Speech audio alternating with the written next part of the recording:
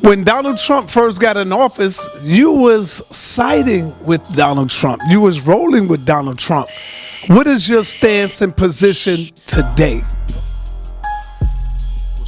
I was supporting Trump, not in the sense that I was supporting Trump, but I was glad that we had to face the reality.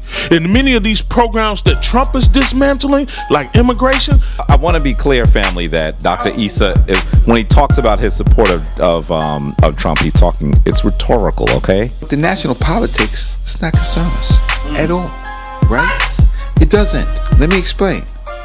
It does not concern us. I gotta hear this one. I ran President Obama's campaign in northeastern North Carolina. The New York Times did a special on me. We have these false impressions of the nature of the nation, of this country. So I was with the Obama administration until they started dismantling the historically black colleges, the federal money, the policy money. And I started to do the research. And I wrote a series of articles called How Black Colleges Are Turning White. Whatever the black president did, Obama, he was very controlled. He knew himself at some point he couldn't fight it. It's not the Obama administration. Obama was a puppet. He knows it. My daughter is a sophomore at an HBCU catching hell because she doesn't have the proper funding, mostly because of the policies that President Obama had in his administration. Donald Trump was calling for the death penalty for 5 black youth who had not even been convicted. Although we had this black man in the image, but the policies that our ancestors like Medgar Evers, Dr. King, Malcolm X, Sojourner Truth, and so many more fought for us to win during the civil rights movement were dismantled. When those black men were black and Latino men, were vindicated by DNA, he said they still should get the death penalty. I wrote articles. Nobody was hearing me, but when I start writing my articles, I caught hell. White House hell. And you don't want White House hell. Let me tell you, it ain't fun. Right? Many of these things that Trump is doing, President Trump is doing, a lot of them were furthered by Obama. But because we were looking at the image and dropped the ball on the policy, the policy is what it's about. Look at the policy. We get caught up with this paralysis of analysis as policymakers. President anyway, then.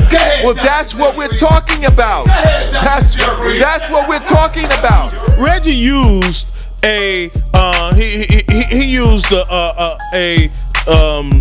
Dr. Jeffries quote on me, the paralysis of analysis, right? But I'm gonna use an Amos Wilson quote, the illusion of conclusion, right? And this is the problem. The illusion of conclusion. What he did was, that was the illusion of conclusion. Right? Conclusion, right? That's what it was. It was illusion because it's not going to conclude. In fact, but I would say, just to warn Dr. Issa, right, is that you had better study how Garvey was snatched out and brought to court. You better study those laws. You better see that it was the city and the state that did that to Garvey. So that's correct. The white power structure. So when you say the city and the state, let's be clear that we're talking about the white power structure. When you say Garvey, and I'm a Garvey scholar. No, but now he's impeding in my time. So let's just end this.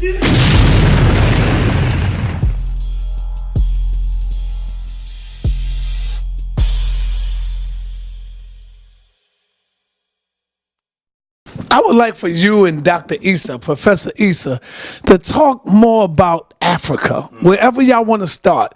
Let's get out of Kemet for a minute, and let's explore some other parts of the country in Africa, all right? So let's see what's going on. Let's start with Reggie. Where would you like to start first?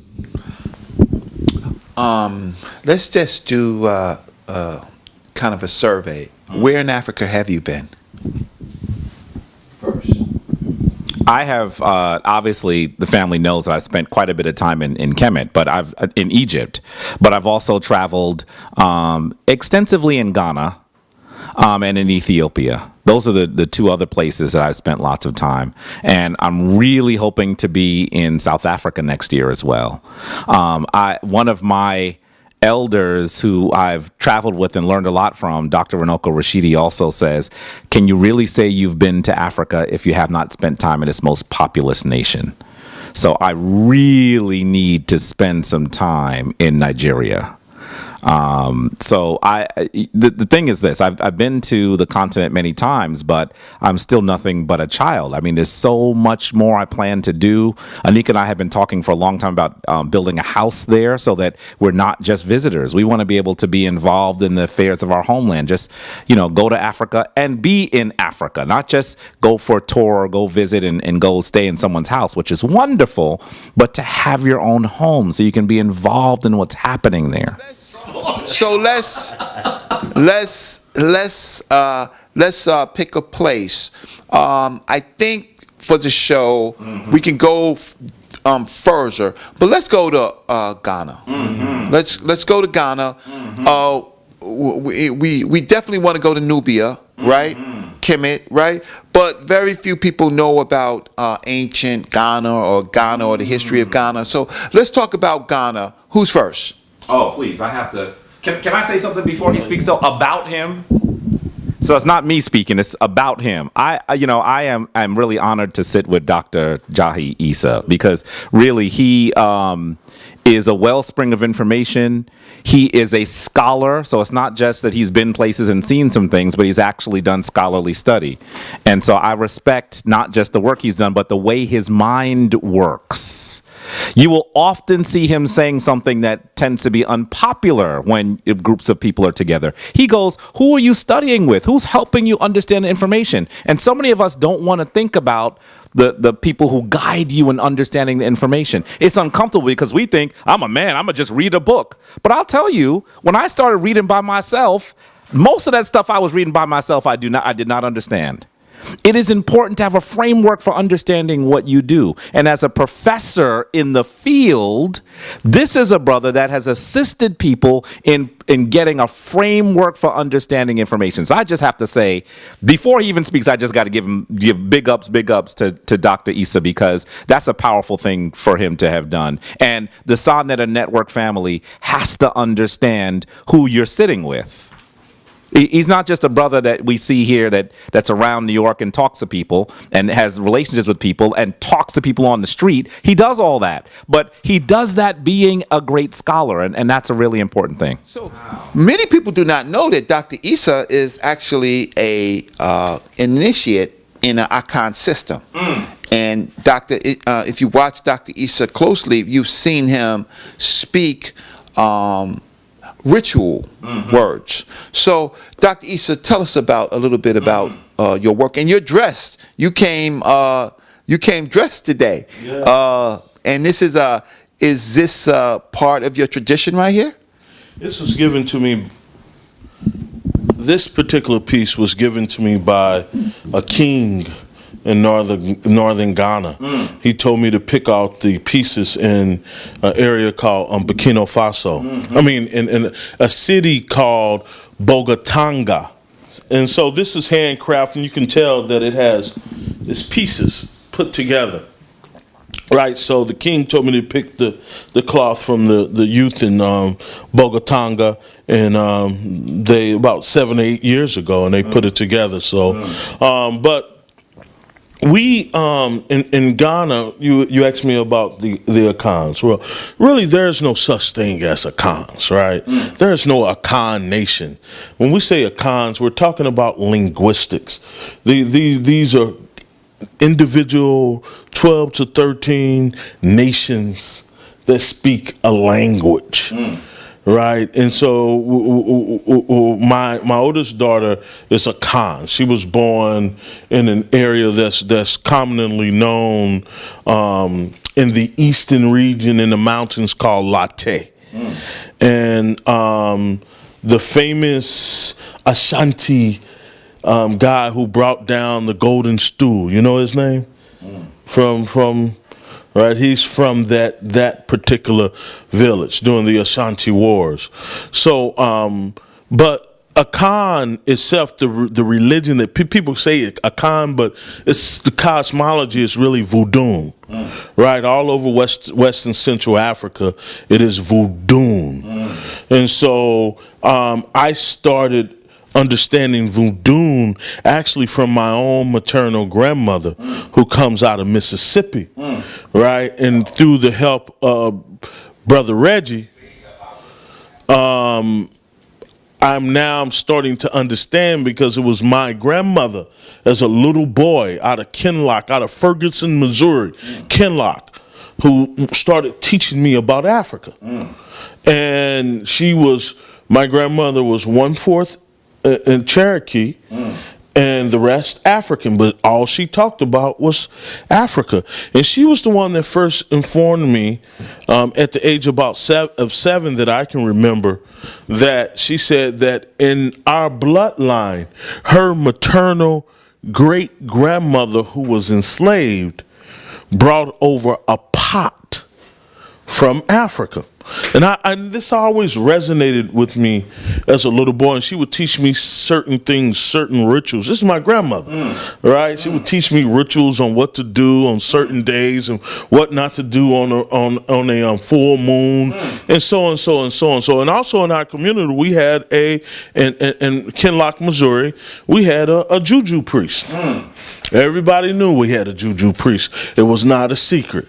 Who practiced voodoo or hoodoo, which is a lot of people say it's really no different than voodoo, but is kind of what we did here after Europeans said that we couldn't use our tradition, right? And so my many trips I made to Ghana, about over 30 trips to Ghana.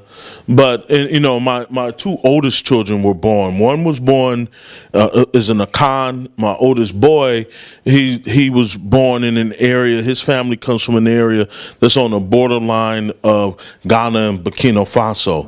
It's called Paga, Ghana. And Paga is known because they live in harmony with the Nile crocodile. True story. The crocodile roams around the village freely with the people. They have a sacred spiritual pact.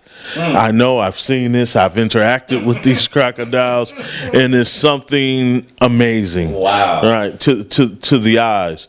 And so I don't know if, but back to this even here, and I want to thank Brother Reggie for introducing me to this, because this symbol that Reggie talks about, this is a part of what? The Agan weight system, the gold weight system. But this particular symbol, we have it actually in our book, The Origin of the Word Amen. And it comes from the 5th dynastic period. The oldest we can trace it back, it could be pre-dynastic. But a lot of the Akan say this is the Sankofa, right? But we find this in Kemet, as we find a lot of the symbols and even the Ndinkra symbols that people attribute to being Akan, but they are really classical Sahel symbols that existed probably before Kemet. And so then we get into this issue of diffusion and things like that. So I want to, before I pass it back to Brother Jabari, what I want to say is I want to ask you, lots of times we hear you when we're doing important things that you actually speak the language. So you often do prayers in this language, right? Can you, because see, this is the funny thing, is you are African born in America, right? Yes. But you went through a system. Yes. Can you talk a little, can you give us a beginning of a prayer and tell us why? Like, who do you call? Okay. All right? Here you go. And I would be remiss to say this, and I'll be very brief without bringing up the spiritual order that I come out of, which actually has its origins right here in New York. Nana Denzulu Yao. You heard of him? I have. Yes, yeah. The Akans. Oh. Yes. So when I call on my prayers, the deities, we start off with Tretium Palm, right, which is a name for God in tree. Why don't you speak a whole paragraph and then you come back? Oh, okay. An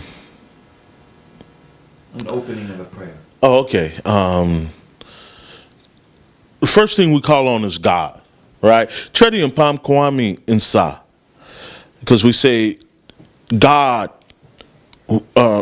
created the earth on the day Saturday, and every day within the Akan system, or the so-called Akan system, every day is a holy day that a spirit governs it. So children who are born in the Akan system have what we call day names, but they're not just day names.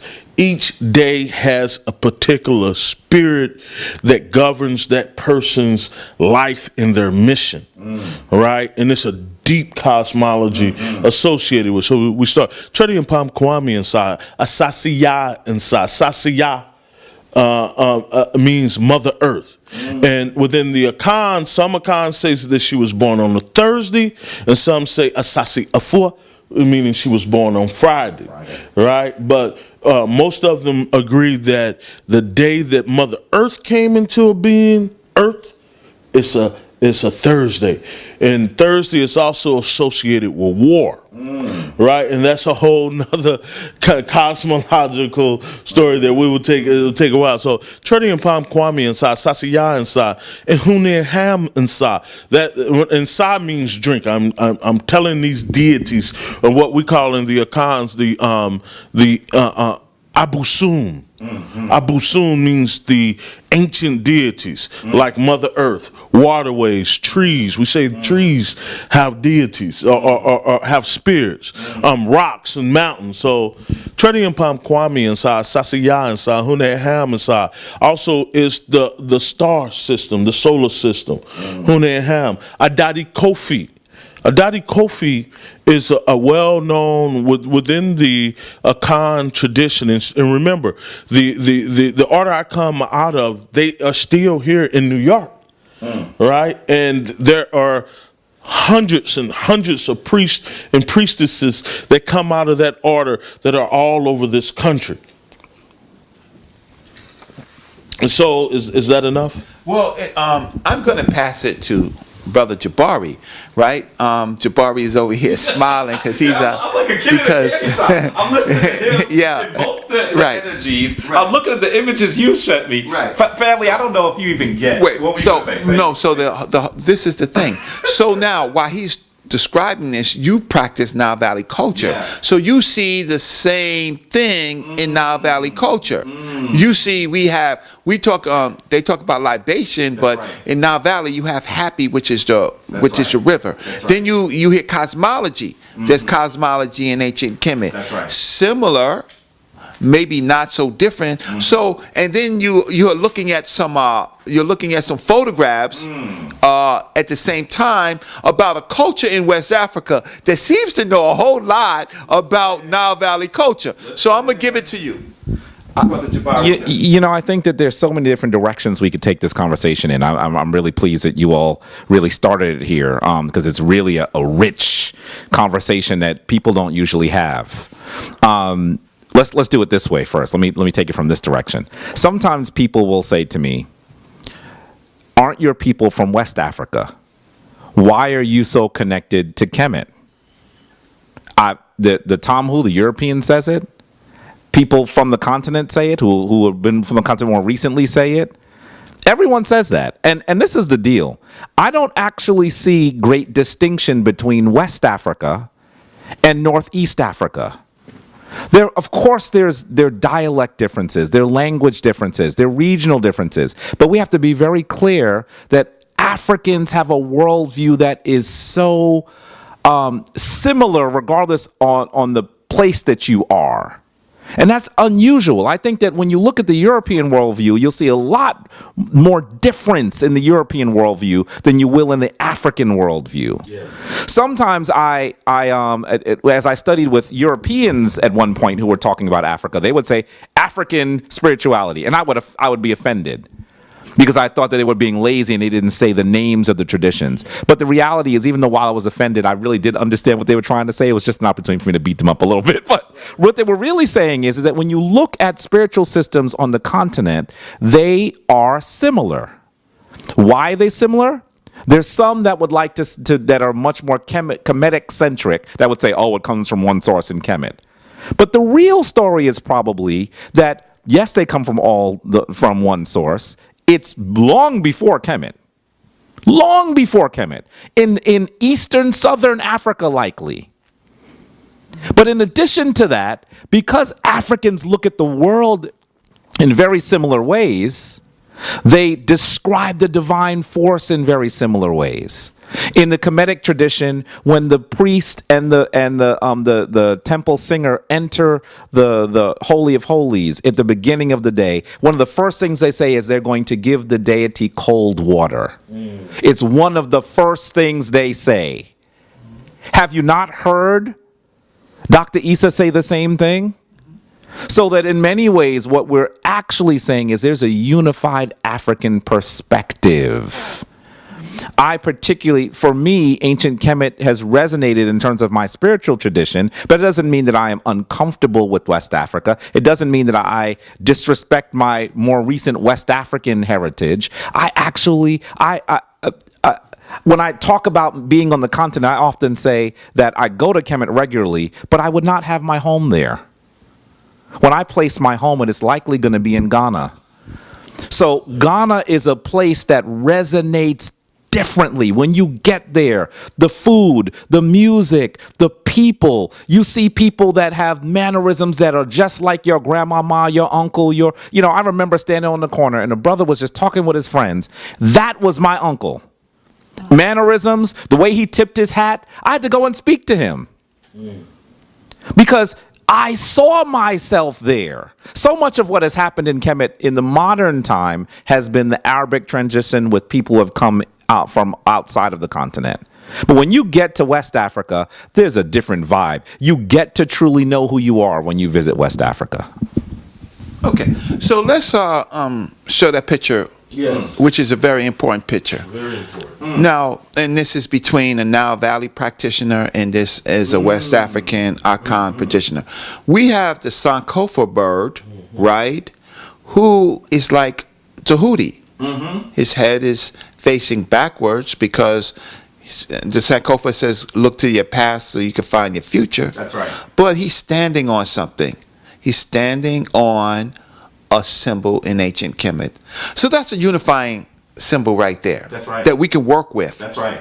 That our culture encompasses many systems, right? And they come. And I'm going to show you one or two more significant pieces from that book as we go on. But let's talk about what we know about ancient. The place Ghana is not is only the modern name of this region. Let us talk a little bit about, because some of our people are uninformed. They talk about other traditions being in this region. They talk about Hebrews being in this region. They talk about Moors being in this region. They talk about other groups. The question is, how ancient do we know of the people in West Africa? Because these other groups, right, these other groups are not ancient at all. They're not ancient, yes. And what if you remember, for those who follow Black News 102, Sarnetta's TV, how I came on the scene. And I often blame Sarnetta for tricking me. He called me a punk, a scary punk, like the rest of them. That's how he got me on. I'm like, yeah, I said, I ain't no punk. Well, you think I'm from the loop. Show me state. Y'all New Yorkers think y'all know everything. But I've been consistent. And I always start off with our own bloodline. Who are you? Right? Who are you? Who was your mama and your grandmama and your great-great-grandmama? Right? And where did they come from in Africa? And why don't you know? Right. Why is it that we don't know where we come from? Right? Because as soon as we begin to look at where possibly we were illegally taken from on the African continent, then we can begin to attach our own bloodlines to Kemet. What do I mean by that? In our book, The Origin of the Word Amen, although this book was written for the black church, we were trying to show the black church, right, that why so many black youth are leaving the church, because they are now starting to study classical Kemet. And you can't hold, because of the internet, you cannot hold back this knowledge that shows that many of the Kemetic deities have similar life stories to those in the Bible, but yet we're talking about thousands of years older, right? So when we start looking at our own family bloodlines, we will see that those of us who were taken from what is now known as Ghana come from the so-called Akans and other groups. And the Akans are relatively new to Ghana. They didn't just, they've only been in that area less than 1,000 years. They migrated to that area. And this is why we see the similarities within the Akans. And there have been numerous of studies on this. I was showing Brother Reggie in this book. The first thing I said is, where's his bibliography, right? And there is an author named Eva Meyerowitz who wrote a book in the 1950s. She's a British anthropologist, called Divine Kingship, a comparative study between the Akans of Ghana and ancient Egypt. Right? She is this is a European woman. She's one of the progenitors to this comparative study of looking at West Africa and ancient Kemet. Because, and this is important. So with the word amen that we saw in Ghana in our book, The Origin of the Word Amen, Shekin to Diop, right, Brother Reggie? Said that, yes, thank you. Oh, thank you, brother. I really appreciate that. Oh, wow. Said this, and this is what Diop said, and we say this in our book. He says, the amen is the God of all of black Africa. And from with that sentence, myself and Dr. Faraghi editing a 10-page booklet called The Origin of the Word Amen by Kwame Osei, a Ghanaian, who taught me, who took me all over Ghana, showing me so-called Kemetic temples or Akan temples, which all have the same names as the Kemetics gods. There is a temple in an area called Bronghafo region in the northern part of Ghana, a temple called the Temple of Amen-Ra.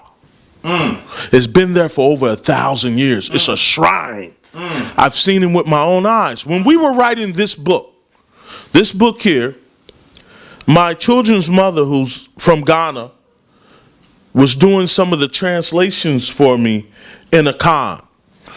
And she said, Amen?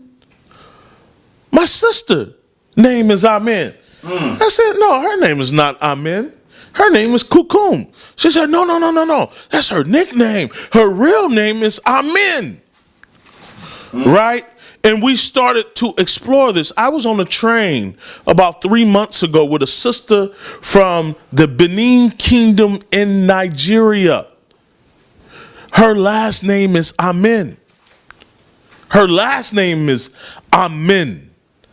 Right? So once we start to look at, particularly those of us black folk who are a byproduct of the transatlantic slave trade, we will begin to see in our own family bloodline, once we start to look and we know how to look, and we begin to look at our own point of origins, we will begin to see Kemet right there.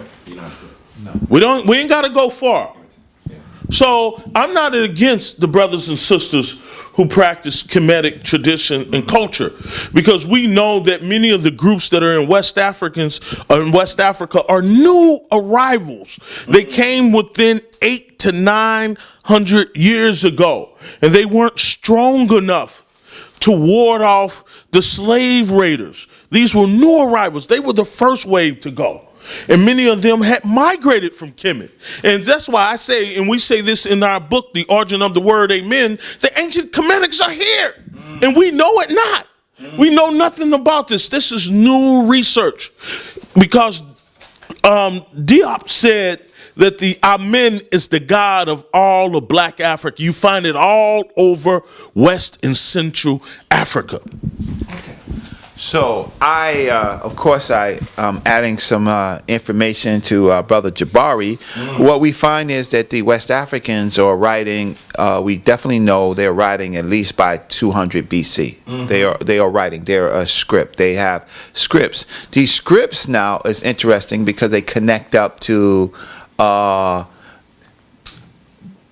Nile Valley scripts, right? And so we've talked about that.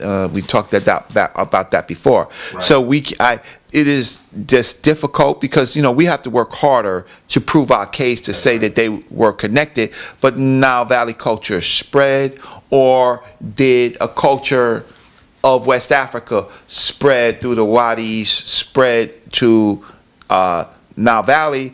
But we do know, I was telling Dr. Issa earlier, is that we do know that Africans have a tradition of pilgrimaging from place to place, from sacred grove to sacred grove. Right. And it does not matter who lives there. A group of people will say, no, we're passing, we would like your permission to pass through. We want to pay homage to this. Right. And so you see this in the famine stela, the stela of Yabu. That's right. You see this when Hatshepsut goes to Punt, right? You see Africans traveling to different places. So we've had, before Mansa Musa made his pilgrimage to Kemet, basically, how did he know how to get there, right? They already knew how to get there, right? Dr. For Reggie. other reasons. Because some people, no, this is still you. What's the distance? Because I think that people, for folks that aren't familiar with the geography, they'll say, well, they were all on the continent of Africa. But they may not recognize that when I take a plane from Cairo and go to Accra, the capital of Ghana, that's like an 8-hour flight. So when Reggie says that Mansa Musa travels from West Africa to Northeast Africa, I just want you to understand, we're not talking about taking the train to Brooklyn, right? We're talking about traveling through the desert, thousands of miles. And he wasn't the first to do it. No. So you have to understand that if he didn't know how to do it, would a king travel through the desert? That's right. This extensive distance. We have to understand that there's repeated contact between people on the continent. Now, we have to do a lot more work to actually find the artifacts to prove this further. That is incumbent upon African scholars. No one else is going to tell our story. It has been said that only 5% of all the archaeological sites in Africa have even been even partially excavated. And that includes 30% of the sites in Kemet in Egypt. So there's so much more work that has to be done. People have to stop looking at us like we're crazy when we say that there is cultural continuity between the regions of Africa, that there's cultural continuity to one of the high civilizations in Kemet to the other high civilizations that took place in West Africa. And I'm going to challenge people, even people in my own tradition, because I know that even in writing my book, there's a chapter that I write on West Africa prior to our enslavement, because there are people who have been studying Kemet for a long time that don't know about the story that immediately preceded our capture from Africa. What were we doing? Did we just do amazing things in Kemet and then go to West Africa and kind of chill? Or were we people that didn't have high culture and civilizations in West Africa? I sometimes say in lectures just the names of great civilizations in West Africa, great cities in West Africa, and people have never heard of them. They've heard of Timbuktu simply because we use that phrase euphemistically as a phrase for something that's distant. But if you say Ouagadougou, who knows the word Ouagadougou? Yes. Who knows about the great city of Janneh? Yeah. Who knows about these things? You know how many sisters are walking around Harlem with the name Janneh? They don't just have the name John A because we thought it sounded good. It's because there's a memory that we need to reacquaint ourselves with. That is why it's so powerful. That's where Dr. Issa begins this conversation saying, listen, you would think I'm an African-American dude, but my grandmother acquaints me to the African traditions. So you have to understand that there is a memory that we have to reacquaint ourselves with. I want to say something real quick. Let me say something. Also, Diop has a book called The Cultural Unity of Africa, right? That's a hard book to read. Right? Yeah. The Cultural Unity, that was one of the first books I read when I was 17 years old in St. Louis, right? But also, Dr. John Hendrick Clark, and I say this in my PowerPoint presentations for those who have seen me give some of these presentations. Dr. Clark said when the European met the African, particularly the Portuguese, in the 14th and 15th century, when they were surveying all around the coast of Africa, and when they came upon what is now known as Liberia, and then later to the largest, well-developed kingdoms in the Congo, when he met us at the crossroad, he did not meet any uncivilized people. And Sarnetta, I'm going to send you a few photos to slide into this, right, of pictures. Europeans painted thousands of pictures in the 14th and 15th because they were studying us. That's right. How they were going to get us here. That's right. They studied us. They sent their best in the 15th, 16th, 17th century to study every aspect of African culture. And this is what Dr. Clark was saying, that they knew who we were. That's right. There's one picture that comes to mind of one of the kings of the Congo in the 15th century. And this Portuguese artist draws the picture of the king and his entourage, and all of these Europeans are laying down, bowing down. This is in the 15th century, and many of us come from the Congo. That's right.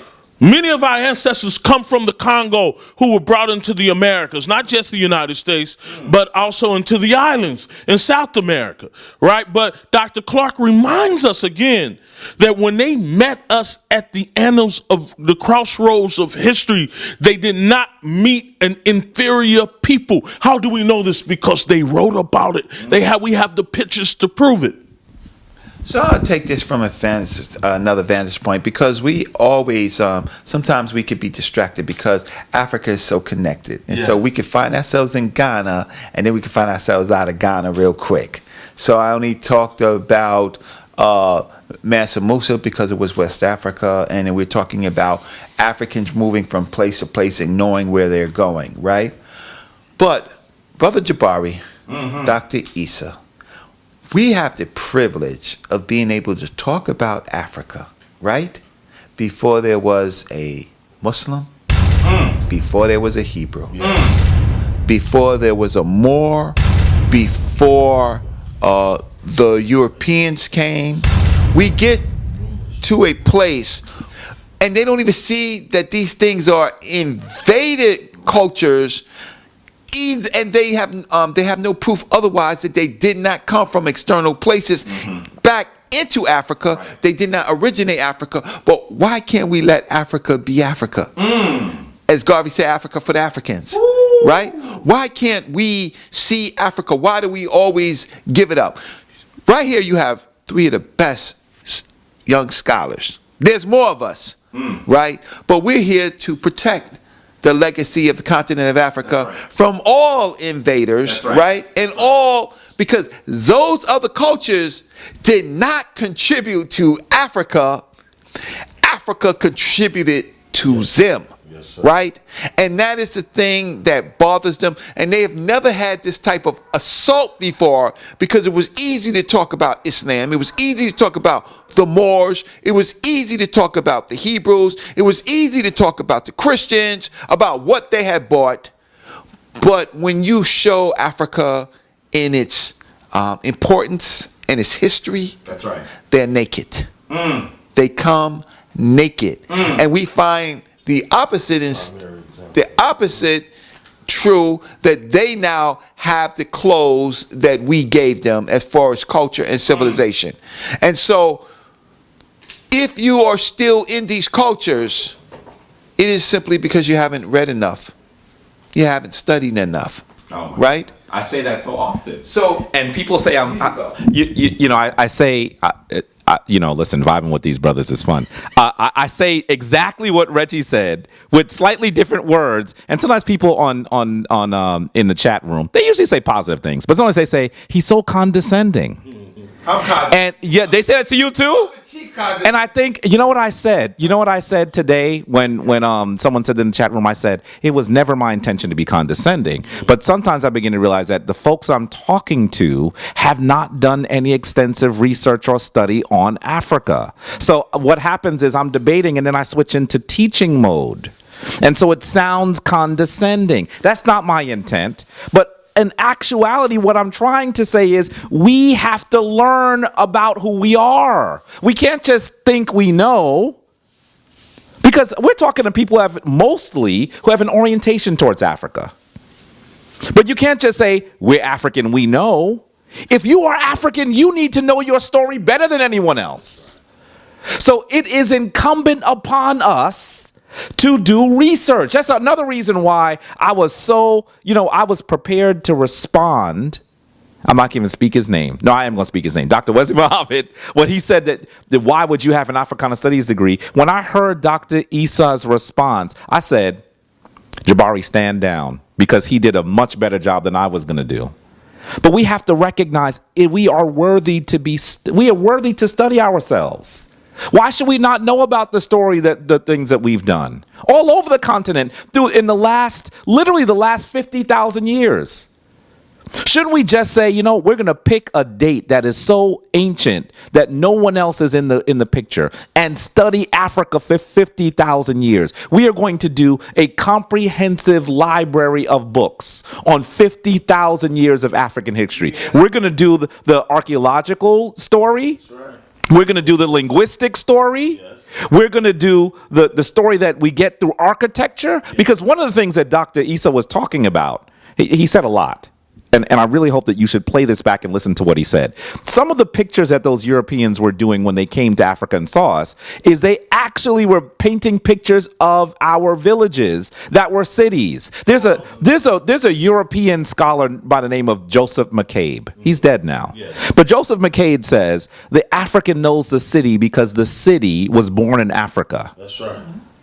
And so we think, sometimes even when I go to Africa now, they say to me, where do Africans live? Do they live in trees? Do they live in huts? And sometimes I say, listen, let's get past this hut conversation, because the reality is that a hut is an ecological superior structure. Right. It's made from materials that come from the region. Right. It is biodegradable. Yeah. The hut is not a primitive form of living. No. It's an advanced form of living.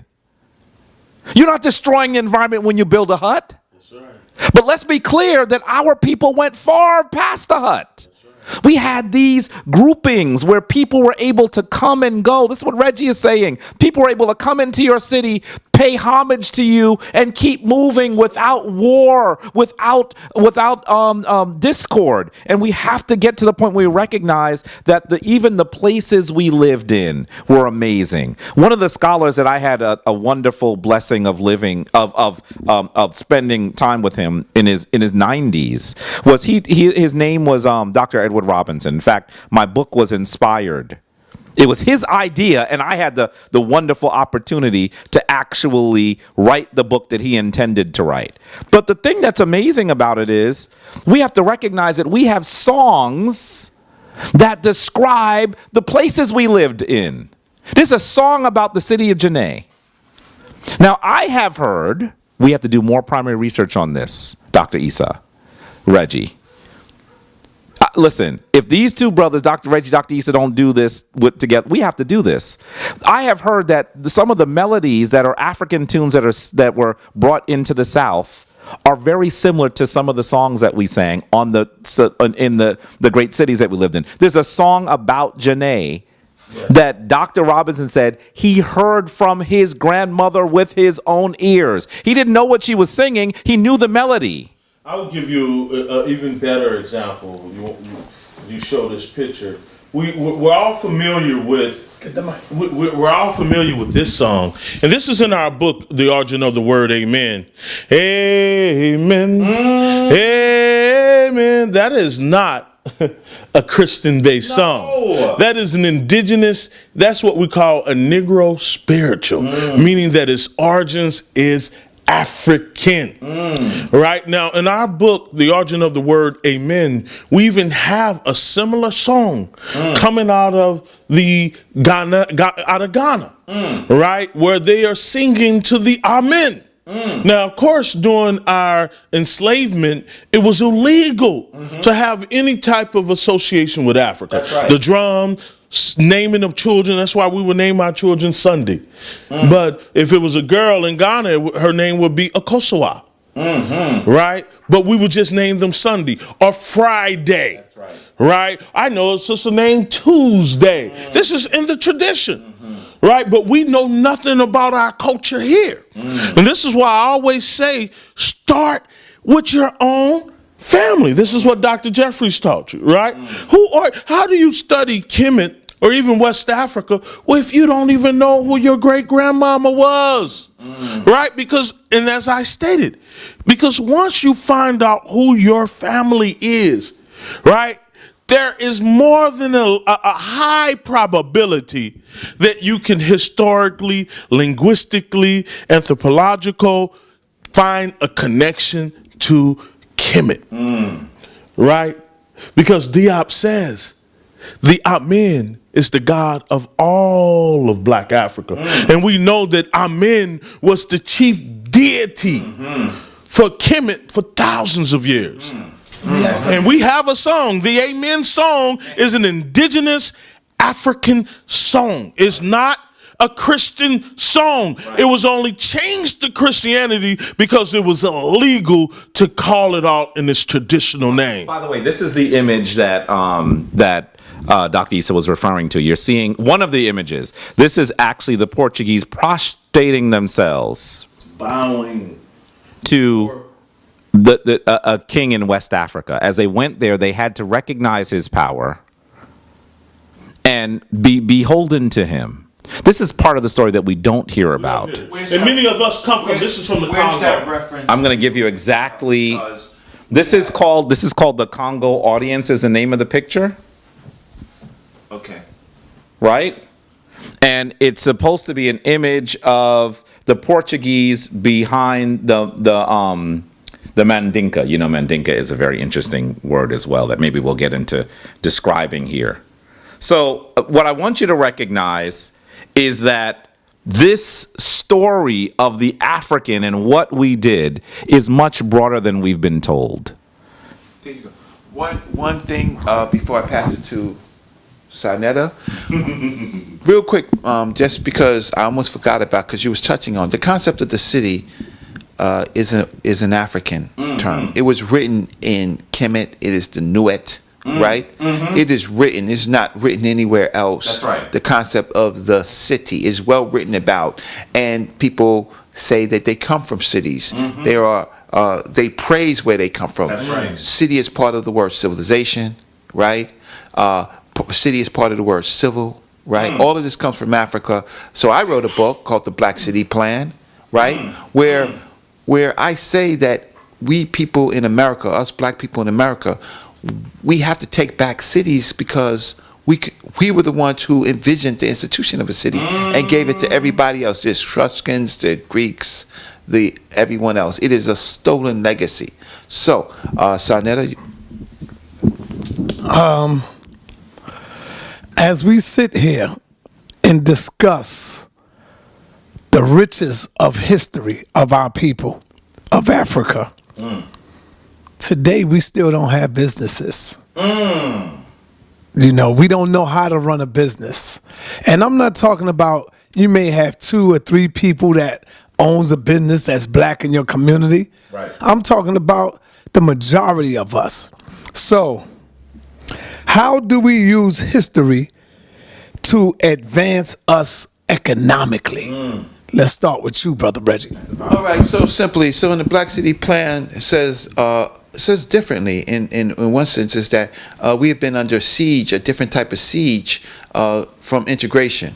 Prior to that, we've had businesses and cities straight out of slavery, right? Straight out of slavery. I'm not talking about what we had. No. I'm talking about what we need today, brother. No, I understand, but you got to understand that you had it before. Mm-hmm. You don't. If you no, the people, they don't understand that they had it before. They do not understand that they had it before. It is our purpose as young teachers to engage the young people to say we had it before. This is because even if you have it today, it will be taken away from you the same way it was taken from you before. So it's not an issue of having it. Having bodegas on every block is by design, right? It is not. It is not something that they are smarter. They put black businesses out of business. Black restaurants, they put them out of business. Black Wall Street, prior to that, they put them out of business. We're under siege because of our disunity, right? So unity is the first part of it. You see, Dr. Issa, Brother Jabari, Brother Reggie, we have small differences. We can have a civil conversation without going bananas, even though partly we can agree. But we disagree for the betterment of each other, right? Than to hate on a brother or sister. That is the difference between the other people. They come to tear down. So who do they serve? I am not into consciousness. I'm into being committed. Because conscious people can care about a whole bunch of stuff and not be committed to black people. Right? So here's the deal. When it comes to businesses, Africa is the breadbasket of the world, but we got people hating Africa. You got cell phones, but you can't have a cell phone without Africa. You driving a car, you can't have a car from the rubber to the plastic to anything without the continent of Africa. They love chocolate, right? So Africa is a part of the survival of civilization, but you hate Africa. How does that click? How does that click? So the thing about it is, when we're under siege in this country, I have my premise is that we have to organize ourselves, take over cities where we have power, because cities control the economic personality of the group of people, and we let other people come and take over it. You can't. The cities are the way that you pay your taxes. Cities you're born in, cities you die in, cities you're educated in, cities you're married in. Cities is the way you work your jobs. States suck the economic side of cities. That's very true. And then the federal government sucks all of that out, right? But ultimately, look what's happening real quick, and I'll give it up. In Baltimore, in Charlottesville, the city said we don't want Confederate statues. The state has no power over that. The state has to say, City says, take them down. Why don't the state have any control over the city? Because the city has its own sovereignty. But people don't understand the power of the cities. What if you control your cities, right? Donald Trump is going to have difficulty with pardoning. Not that he does have federal power, but you know the power he doesn't have? If he broke the law in the state, That's right. he can't pardon anything. The state has no power. And if he broke the law in New York City, he doesn't have any power. If they break the law in cities, they don't have any power. That is why we control the cities, because cities govern businesses. We don't have control over the cities, so that's my answer. I always appreciate that Sonetta brings us back to tangible solutions, because, we're catching hell. We're catching hell in Harlem. We're catching hell in the Harlems around this country and around this world. And we have to say that information and knowledge of self has to be able to free us and help us to do more for our people. And if it doesn't do that, then we just need to study something else. That's correct. If we cannot feed our people, house our people, clothe our people, based on the knowledge that we have, then we should do something else. So I truly believe that what the first thing we need to do, and one of the reasons, and this can get lost sometimes, one of the reasons why we end up debating is because, this is one of the reasons why I debate sometimes, because if we don't agree on who we are, it's hard to agree on what we should do. And so sometimes you'll hear me talk about an issue and it seems like I'm going over it for a long time. If we don't agree on who we are, then how can we agree on what we're supposed to do? So that's one of the big deals. But right off the bat, there's some very tangible things we need to do in our cities and be able to feed and clothe our people. There was a point where when I was making the DVDs of my lectures, I went into a warehouse and run by a young Chinese guy. Couldn't have been more than 23, 24. He certainly wasn't 25 yet. And he's running the warehouse. He's employing at least 15 people I could see. And I'm buying stuff from him. And I finally said, how are you able to do this? You're very young. First he laughs, but then he answers the question. He said, well, I have an uncle in China. And my uncle actually allows me, he said this even though he was a little uncomfortable saying it, I can purchase all the things that you buy at like 1/50th of the cost. So if I can get it from my homeland at 1/50th of the cost, I could actually mark it up to where I'm making a big profit. And I'm still selling it less than anyone else here. So they can't even touch me. He's less than 25 and he employs 15 people that I could see on this shift in Brooklyn. We have to now begin to get into the affairs of our homeland because there are things there. There's commerce there. There are products there. There are resources there that we need to be able to bring into our neighborhoods. When you see these expensive brands of soap and lotions, I want you to find one that's expensive now that does not have shea butter in it. That's right. Where do they get it from? Now, but how many of you are going to go to the store and buy something with shea butter, but you're not going to go in the corner and buy the shea butter from your West African brother that's selling it? We need to now say that we need to build commerce based on the things that we can get from our homeland. And as we do that, we are going to empower Africans here and Africans there. If we become involved in the affairs of Africa, first of all, we're going to find that some of our friends are not our friends because they have been sucking the material wealth of Africa for the last 500, 600, 700 years. If we become involved in the affairs of our homeland in Africa, we are going to control Harlem and we're going to control Accra. Do you hear what I'm saying? That's what we have to do. We have to say, what is it that we can import? What are the services that we can provide? How can we employ people on the continent and people here? These are things that we need to do. I told you that Anika and I are actually looking. We've been scouring Kemetic papyri and saying that some of the recipes on papyri, yes, the papyri have recipes for things that we can use today. We need to bring them back into existence. There's one that we're working with a dermatologist out of Brooklyn with right now, because we want to be able to prove that it does what our Kemetic ancestors say it does. Who should profit from the wealth of Africa if it's not the descendants of Africa? So that's what we need to do. And as soon as we're able to produce the product, that we're not going to go to China to work with folks to create the product. We're going to start employing brothers and sisters right here in Harlem to be able to do that. That's what we have to do. If we have not, this is the model that has to work. It's how everyone else comes and does these things. I mean, look, you mentioned the bodegas on every corner. They used to be owned by Latino people. And I'm old enough to remember when some of them were owned by black folk in the hood. I remember that. Sure. I remember going to buy now I'm really dating myself, my 25 cents comic book from a brother named Mr. Charlie that had the we didn't call it bodega then, we called it the candy store on the corner. Well, Mr. Charlie is not there anymore. Then there were Latino folks. And now you see in New York City, you see a lot of people from Yemen. How is it that people that have not been in this country a year are able to engage in commerce? Get licenses. One of the ways they're able to do it, and I'm going to tell you, there's a bodega there's a corner store, it's owned by Yemenites, it's in my block, which is unusual. I live on a residential block.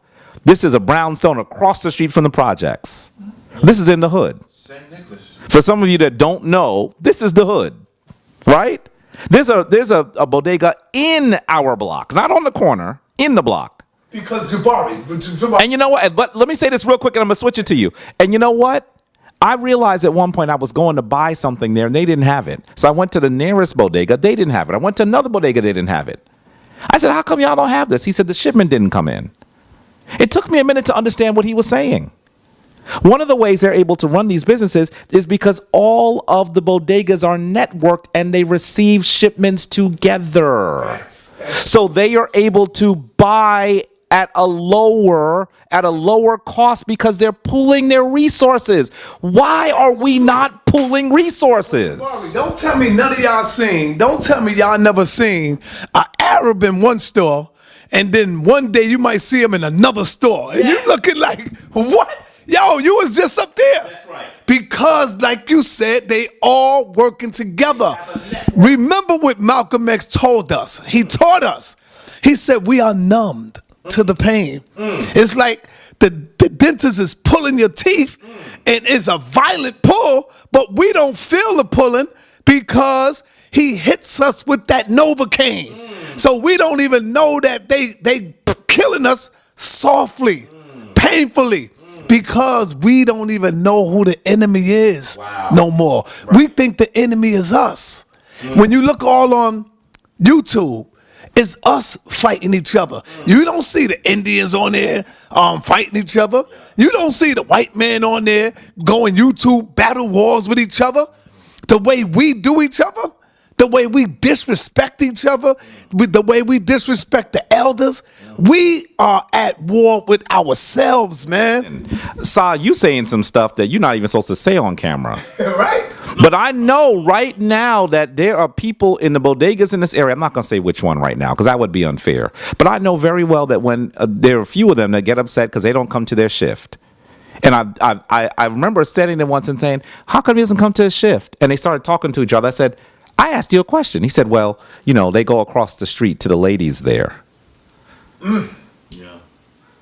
We have to get past this post-traumatic slave syndrome, as Dr. Joy DeGruy Leary describes it. We have to get to the point where we are able to work together, pool our money. Listen, the first thing young people want to do when they get old enough and get their little job is move out their mama's house. That's right. That's the first thing they want to do. Well, how come y'all don't buy a house, buy a brownstone, and each of you take a floor? That's how you're going to actually build some power. You have to be involved in the affairs of your homeland. And now, once again, instead of trying to find a good job, you got to try to create a good job. But that's what the Africans are doing, Jabari. Did you hear me?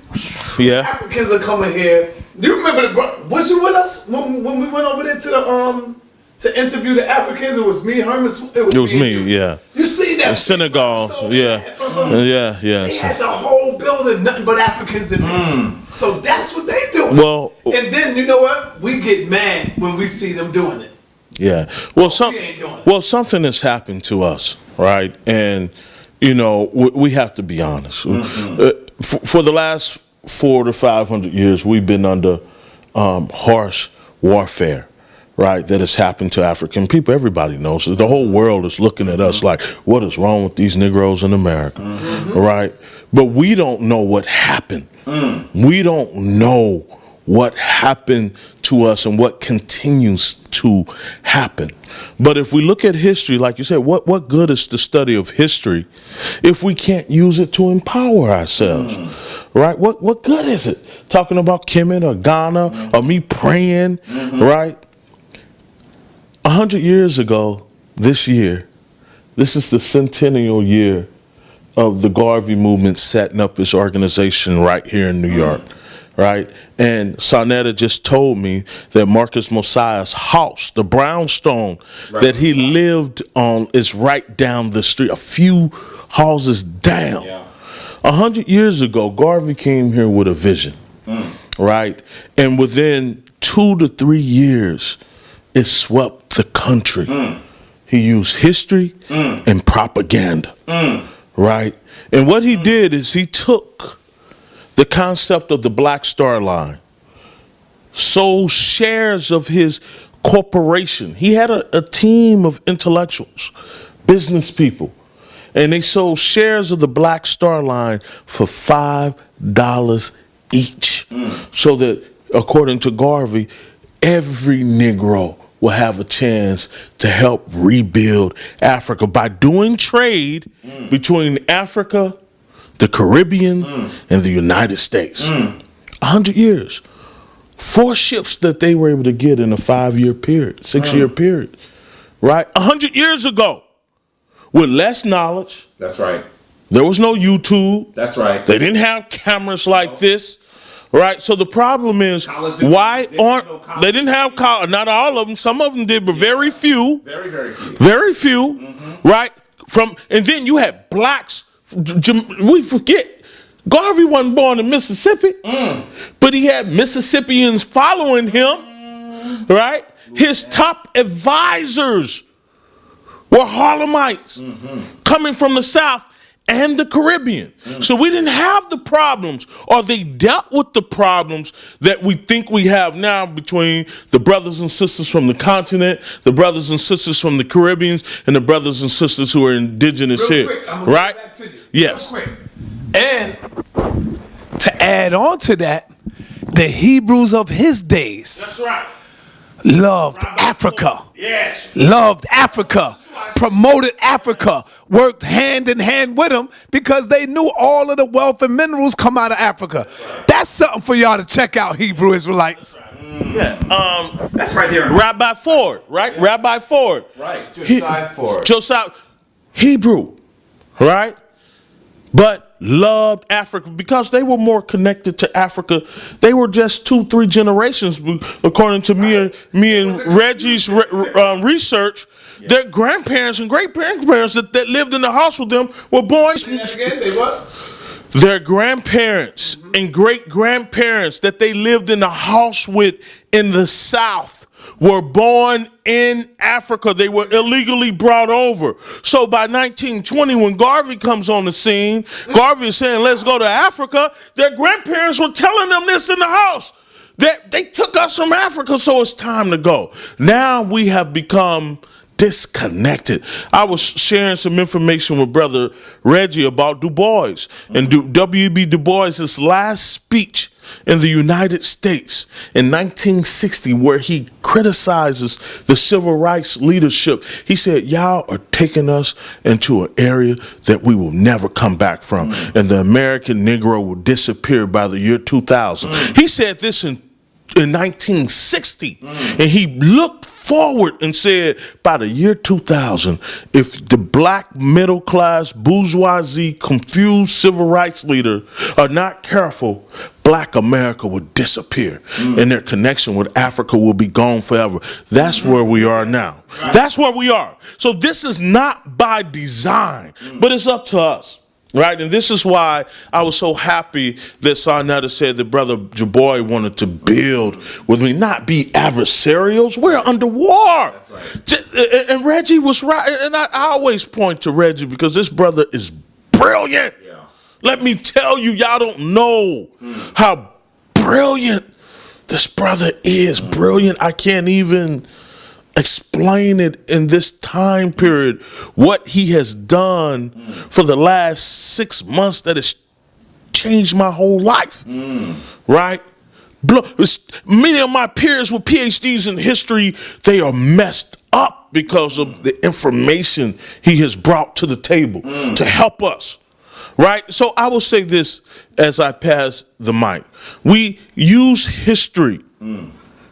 We use history to study the good things and the bad things that we did in the past to help us move forward. That's right. What better thing than to start with than what Garvey did?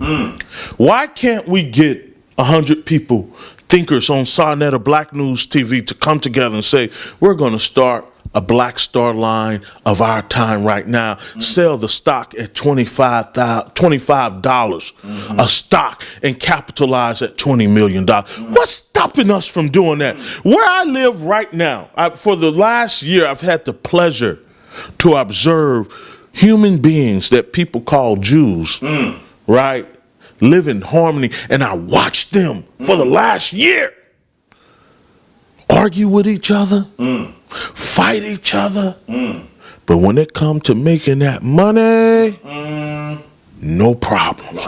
They have a community. I've seen some that I never saw in my life.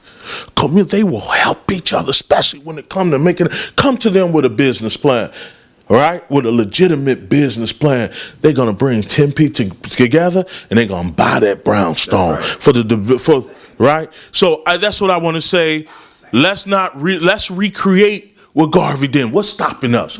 Bannon, Charlie Rose just interviewed Steve Bannon, the leader, the person who put Trump in power. An MA, the alt-right, Breitbart, right? An MA from Harvard University. Y'all think these people ignorant? Right? You think you're dealing with stupid people? Right? Yes, he's a white nationalist. That's right. Right? And he's looking out for his interests as he's supposed to. When are you going to start looking out for your interests? Right? Don't be mad at them. Get your act together, but we have to give some solutions as intellectuals who study the history, practice the culture. What good is what we're doing if we're not bringing solutions to our people? I say let's start a new Black Star line with a capitalization of $25 a share, capitalized at $10 to $20 million. I think if we have the right programs, our people will buy into it without even blinking. Okay, powerful right there. But we can't mention W.E.B. Du Bois and we can't mention Marcus Garvey without bringing up Booker T. Washington. We can't leave that powerful brother out of this conversation as well.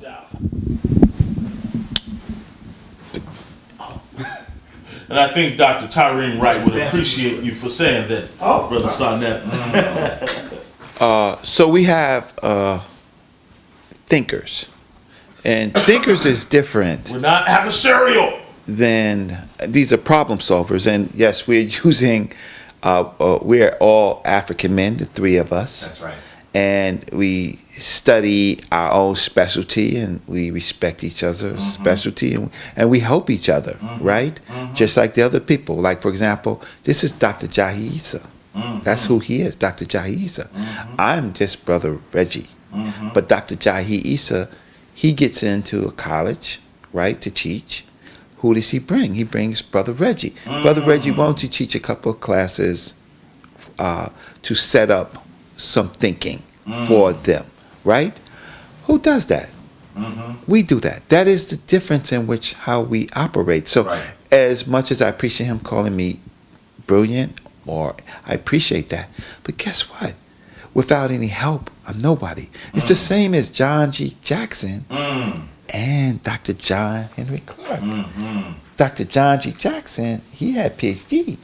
Dr. John Henry Clark barely had a high school diploma. That's right. But they helped each other. We have to have this mutual respect amongst each other. Now, here's the differences, because y'all think that we agree and we do disagree.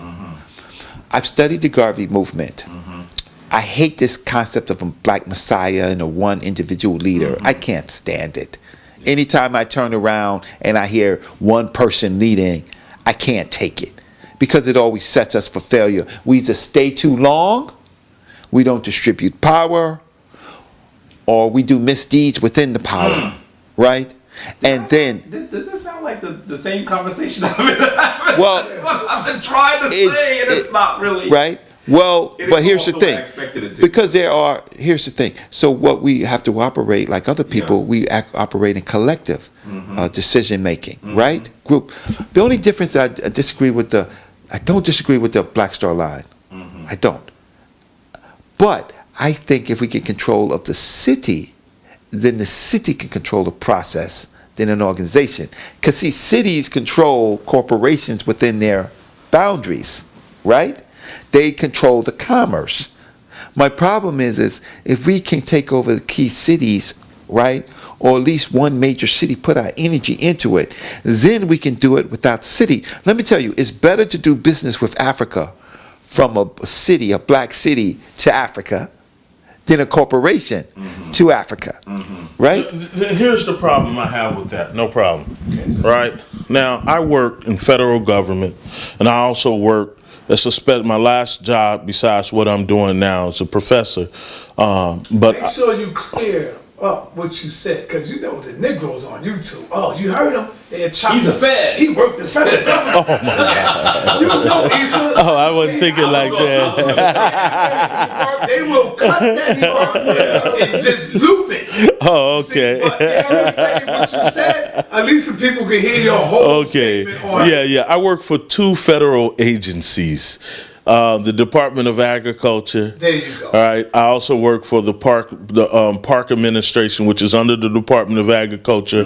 And my last federal job was an archivist for the National Archives and Records Administration, where I assessed federal records pertaining to the Black Power era and Civil Rights era. And we have a book on that online, Finding the Civil Rights and Black Power Movement in the National Archives. You can just Google it with my name. When you going to tell your story, though, remember? I'm ready now. At first, a long time ago, I wasn't ready. I'm ready now. Ready? Right? No, not now. Not now. Now, tell that story. So he got So now disagree with him. All right. Now, this is where I disagree with Brother Reggie. This is where this is where I disagree with Brother Reggie slightly. When we look, my last job, I was because I couldn't find work because of my fight in Delaware, where they did me so wrong and are still trying to do me wrong. My last job at Delaware State University in the state of Delaware. But the man who was the most powerful black politician in the state, he became mayor 4 years ago. He left his position as the most highest ranking state assemblyman, state legislator, blacks, and said, I'm going back to Wilmington, Delaware. Why is Wilmington so important? Wilmington is the corporate capital of the world. Delaware has about 850,000 residents and over 1.2 million corporations. They have more corporations in Delaware than they do citizens, residents, right? So that's the corporate, this little bitty tinny small. So I happen, and most of the corporations are in an area called Corporate Alley in Wilmington. Citibank, Chase, you name it, they're all there, right? And the mayor was this black man. I'm not going to call his name, and he loved me. He said, Doc, they did you wrong. What year was this? This was he was mayor up until November of last year.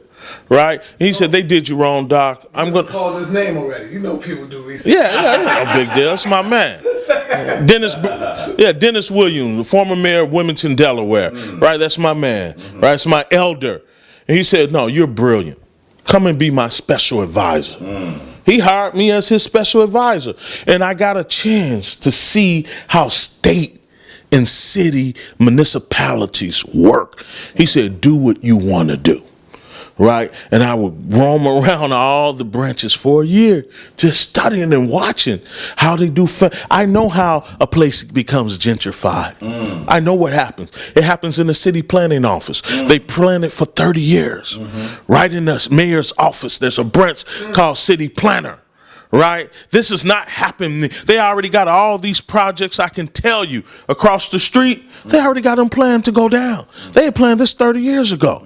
Right? And they wait for certain black leadership that they know will galvanize the people to die off. And then they take it. Right? They just take it. But I don't call it gentrification. I call it ethnic cleansing, right? And that's a whole nother story. I even gave lectures with December 12th, and I saw yesterday that they were had a real big protest with not gentrification, ethnic cleansing. This is what I brought to them as an intellectual, right? This was yesterday, deep, right? So the problem I have with Reggie's Black City Plan is that when we start talking about the municipal bonds, a city functions because of its economics, right, Brother Reggie? And so the question becomes, if you're trying to raise capital, the first thing a city does, it has in its options, is to raise money through its bonds, right? And it depends on where you are, where that city is. Like if you're going to the South, like North Carolina, you may have a big city like a rural city, but in a rural area like Ahoskie, right? And it is governed by county commissioners, right? So you have a city that's a part of a county, right? And the city is really the most powerful people. It's not the mayor, but the county executives, who by far, although the city may be 80% black, who are by far overwhelmingly white and white men. And we've yet to get over that hurdle. Now, Dr. Amari Obadelli, right? They had this thing by taking the 5 states. That's what they said. Wherever we are, New Africa, they're getting this from the most honorable Elijah Muhammad, right? They're saying, but they actually tried to do it. They actually used armed resistance. They tried, and they went to jail. Some of them were killed. Dr. Amari Obadelli went to prison, came out, got his PhD, retired as a professor at Prairie View University. My only problem with the Black City Plan is that we don't control those municipal bonds. We don't control the county commissioners, right? I'm not saying that we shouldn't do it. We need to do it. I think the ideal is brilliant, but we need something that is going to mobilize black people to do it. Now, what the Garvey movement, what they were able to do is, since black people were so connected with Africa, and those who weren't, Garvey used his medium, the Negro World, right, to beam Africa to the world. Every volume of the Negro World had a picture of King Tut on it, right? So you want to talk about being African-centered? They were Afrocentric before it was even popular to be. Carter G. Woodson would come in and write editorials on Kemet and King Tut and the latest research. They were dealing. That's right. That's right. They were doing, and Hartfield, J.A. Rogers. They were doing the latest research of their time. Right? Arthur Schomburg, the Schomburg Center right down the street. These were the intellectuals from these were black Puerto Rican. They didn't have a problem, but I think nothing moves black people more than cultural ties and tying it with making money toward Africa. Garvey did this 100 years ago, shocked the world. We still flying that red, black, and green. Garvey is still the patron saint of the African world to this day, right? Until we can figure out how to get around the municipal bonds, right? And that it takes a lot of planning, like anything. Wherever we are, we should be controlling it. There's no doubt. But we need to look at. You're gonna say, man, I'm realism.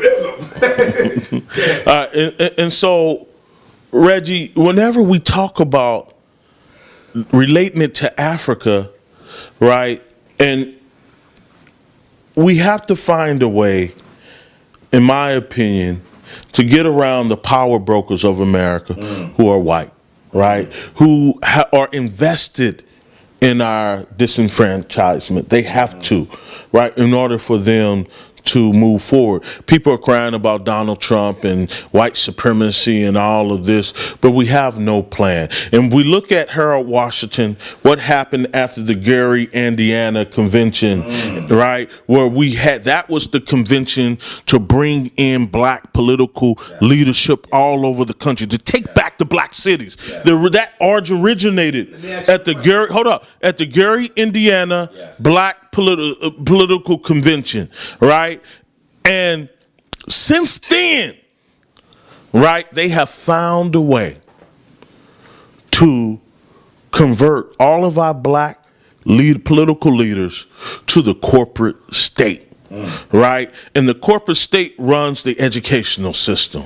And so our kids are not being properly educated coming from these cities who control the educational system. Now the educational system, there's a push to move into charter schools, which destroys public schools, which we had control of, but now the schools have become privatized. And so we don't even have control of the educational system to control the cities, to propagate the people to this information. I see nothing wrong with starting a Black Star Line, right? That everybody can relate to, and within the we don't have to call it the Black Star Line, right? But within this new Black Star Line, we can say that we're going to do trading with our brothers and sisters in Africa and the Caribbean and the United States, and we can have a plan, an economic plan to take back our to take over the cities where we are the majority. So Anetta, before I respond, do you have something quick you want to say? No, because it's gonna bring him back. So I'll wait till you finish. Okay. All right. So let's just think about some of the things that you said. You said we need to think about a way in which to remove the white counterparts out of the picture. No, those who control it. Those who control. Right beyond the city is the county commissioners. Okay, so who are over one. So you may have a city that's 70-80% black, but they're controlled by the county commissioners who may be 70-80% Strings are white. controlled by the okay. So here's the thing. Okay, so first of all, when you have a corporation, you have a corporation within a city. Those same people that you're talking about controls the rules of all the corporations and can change it at will if you don't get control, and because they're subject to the laws. So when you control a black city, you're in control of the laws, so you can give shelter, you can give abatements.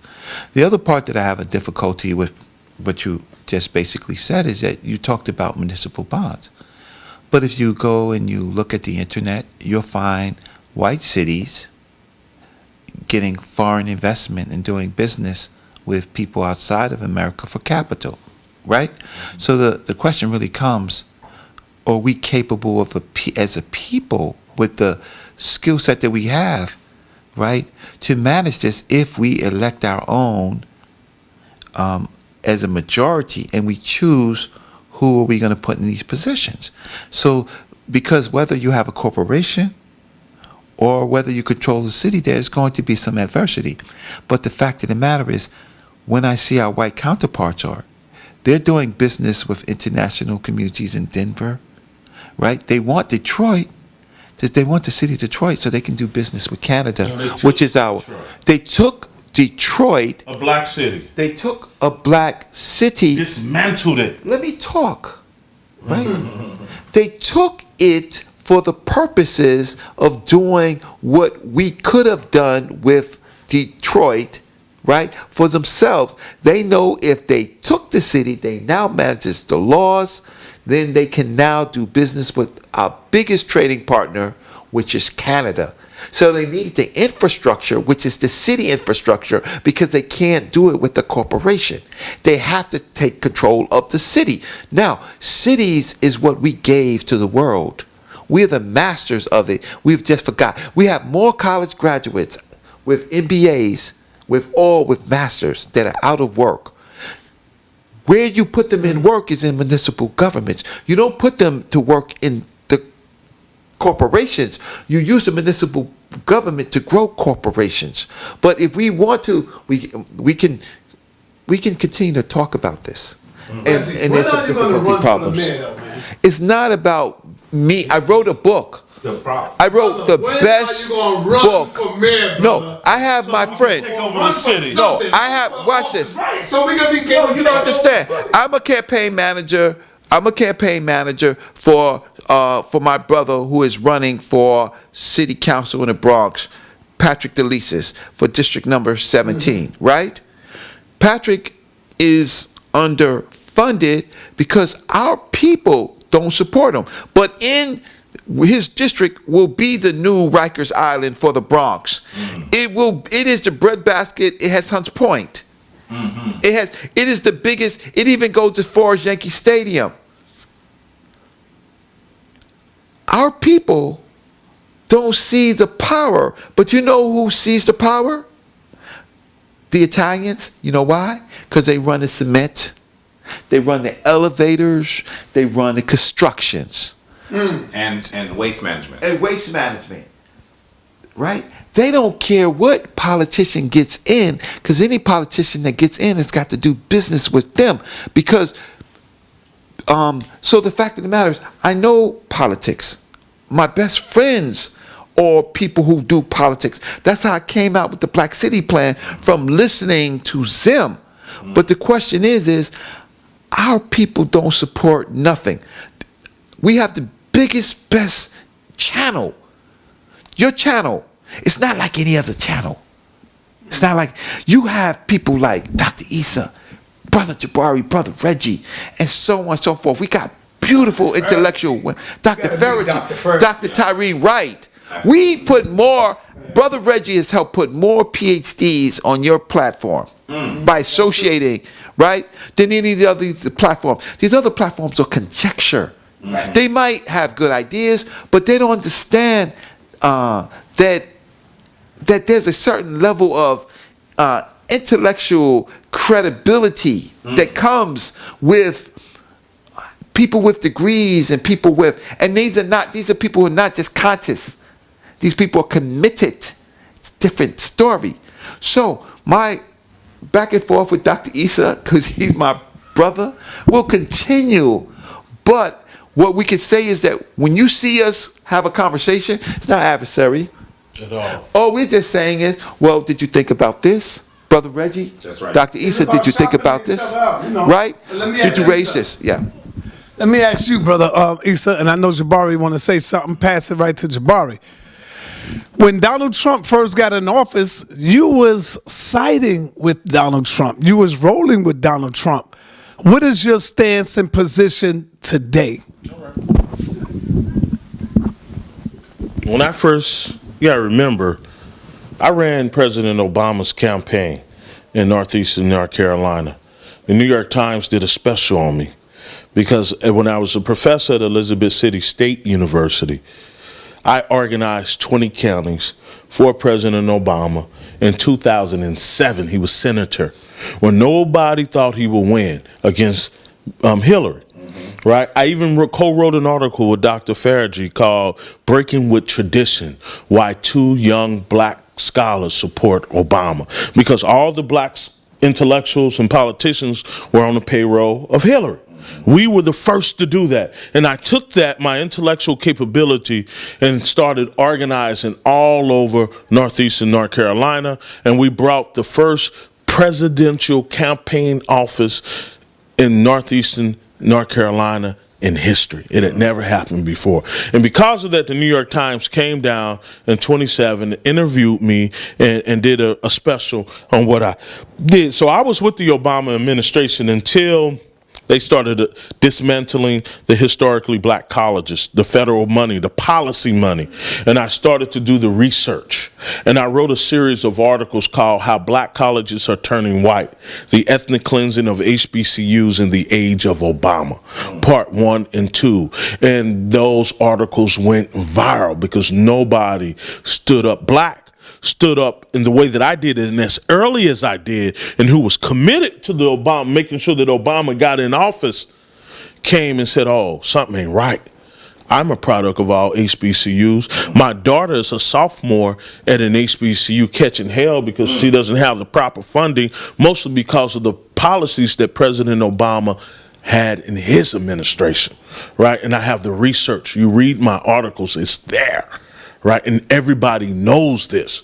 So what I was happy with, I said, oh, although we had this black man in the image, but the policies that our ancestors like Medgar Evers, Dr. King, Malcolm X, Sojourner Truth, and so many more fought for us to win during the Civil Rights Movement were dismantled, like the Voting Rights Act of 1965, many of the other acts. All of these things went under certain parts of affirmative action that allowed people like you to go to Stanford, right, and you to go to Cornell. Yeah. So that I was able to get into Emory University for seminary only because of these fights that black people fought during the 60s to open the doors. So when I was looking at the policy, I had left the whole image thing of Obama a long time.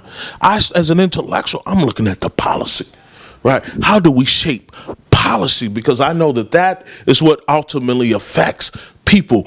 Policy, right? And so when I saw that, I said, oh, then I'm going to stand up.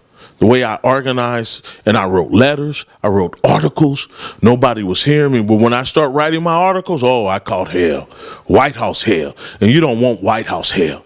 Let me tell you, it ain't fun. Let me tell you. Right?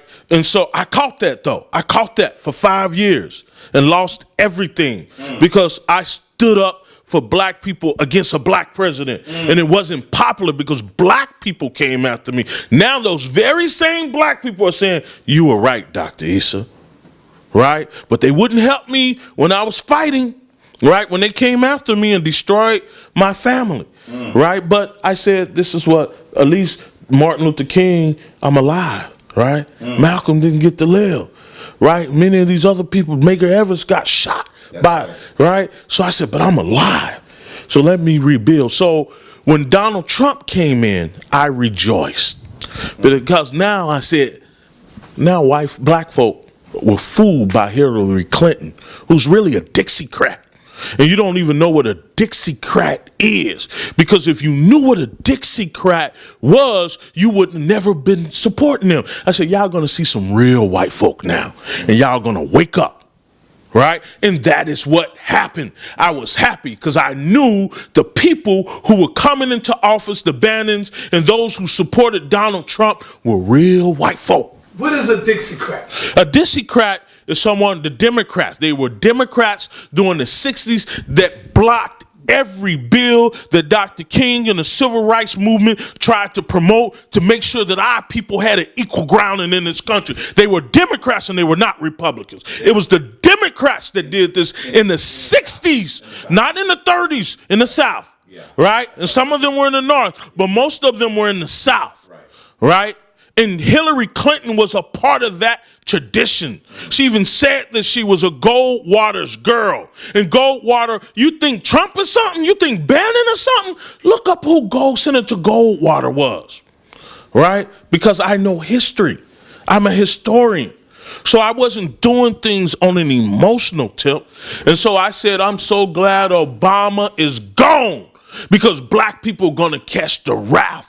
Because we went to sleep under Obama and we didn't see, we were looking at him and his beautiful wife and chocolate children and didn't see the people behind him were dismantling everything that we had worked for.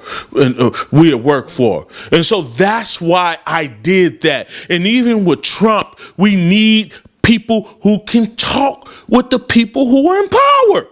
These people are running the nation, and they are at a war. They're in a civil war. It's a civil war between two different groups of white people in this country. It's a cold civil war, but it's a civil war. And it may get down to the nitty gritty, and it may not. But I question, what do we get? Where do we play in this? Right? Everybody knows. What do we play with them? That's something we'll have to build on another ground. But that's why I said I was supporting Trump, not in the sense that I was supporting Trump, but I was glad that we had to face the reality. In many of these programs that Trump is dismantling, like immigration, nobody arrested more people, immigrants, than Obama. But we don't talk about that. Because we gave him a pass, right? Many of these things that Trump is doing, President Trump is doing, a lot of them were furthered by Obama. But because we were looking at the image and dropped the ball on the policy. The policy is what it's about. Look at the policy. And these type of people, Trump is a businessman. You're a businessman. You're a businessman. Businessmen are trained to make deals. If we come together and we got a deal, these are the type of people that we want to make deals with. And yes, they are self-asserted white nationalists, right? No. And I ain't got no problem with that. Jabari, speak. I want to be clear, family, that Dr. Issa, when he talks about his support of Trump, it's rhetorical, okay? He's not saying you're going to see him with a Make America Great Again hat on. What he's trying to say is that we have to recognize that sometimes we slumber. We have these false impressions of the nature of the nation, of this country.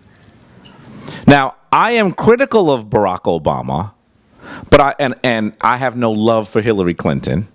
But I want to be really clear that comparing Hillary Clinton and Donald Trump we're talking about two very, very different individuals. I think that people would actually be, perhaps they would be under slumber under Hillary Clinton as well.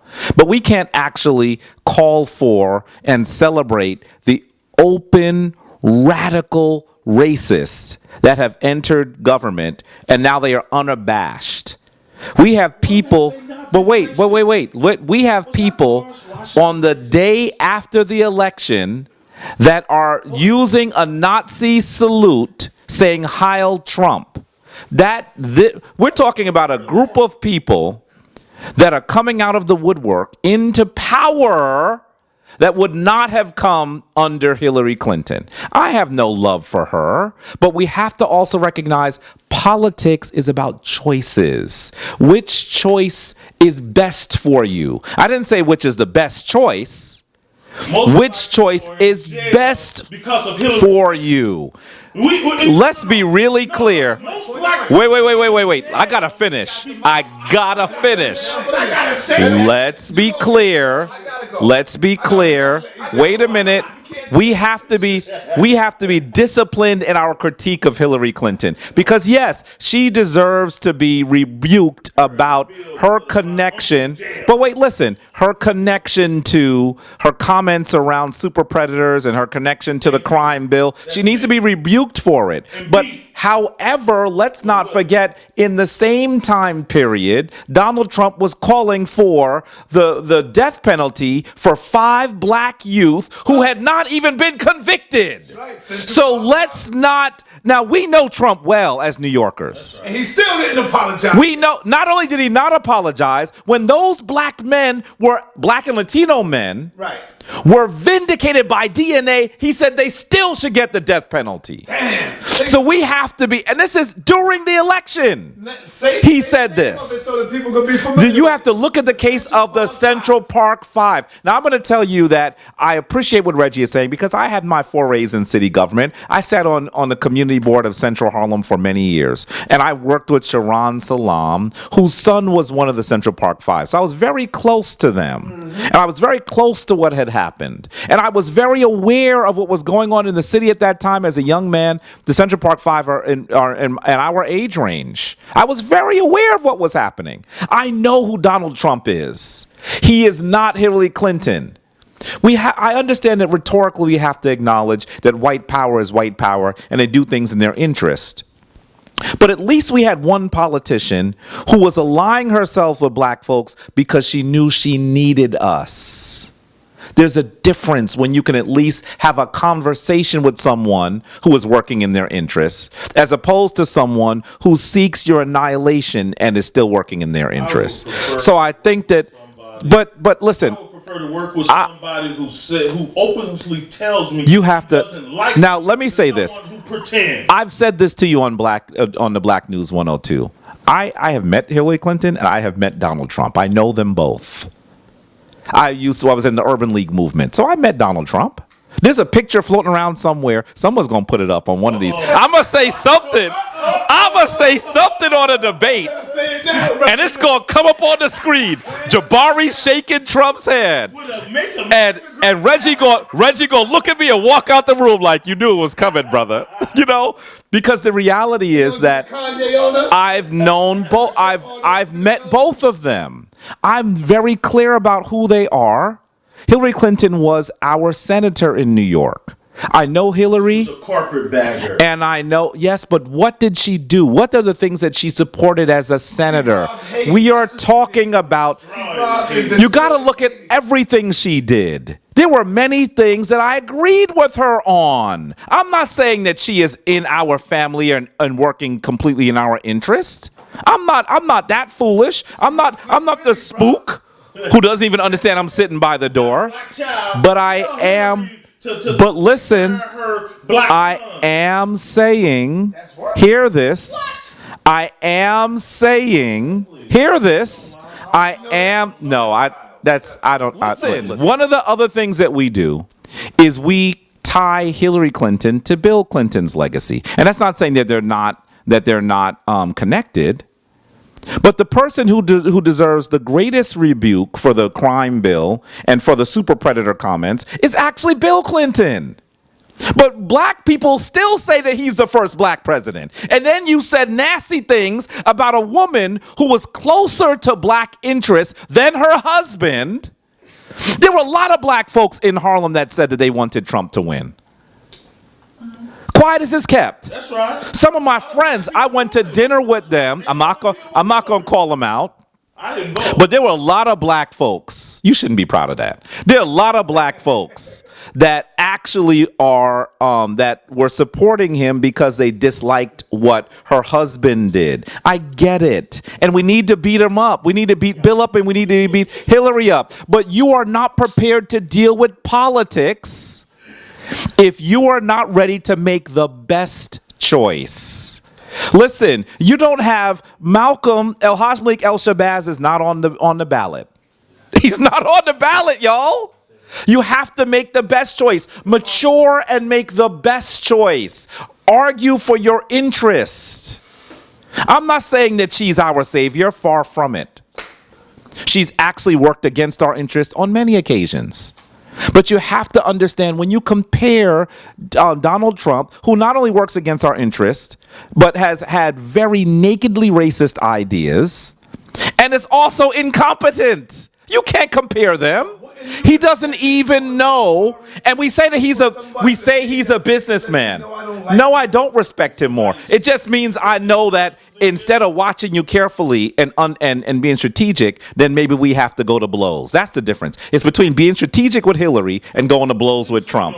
And we also need to recognize that as we look at Trump and look at what he's doing, we say he's a businessman. He is a very poor businessman. He's not a businessman. He's a rich kid with a silver spoon in his mouth.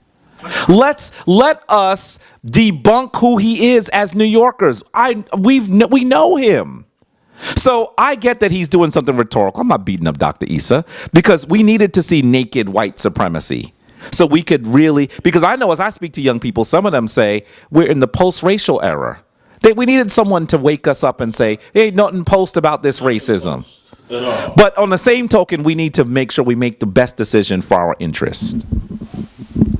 So sometimes we're being fed fake news. Uh-oh, bring the fire, bring the pain. That's what we're being fed. We're being fed news that doesn't directly concern us. What concerns us is health, right? But the national politics does not concern us at all, right? What? It doesn't. Let me explain. It does not concern us. Yeah, I gotta hear this one. Turn that up. Yeah, it doesn't concern. We're being overwhelmed with what's happening nationally, but let's look at what's happening locally. The cities and the states where the immigrants are, they're pushing back to Trump. They're called sanctuary cities and sanctuary states. Trump is trying to enforce federal law.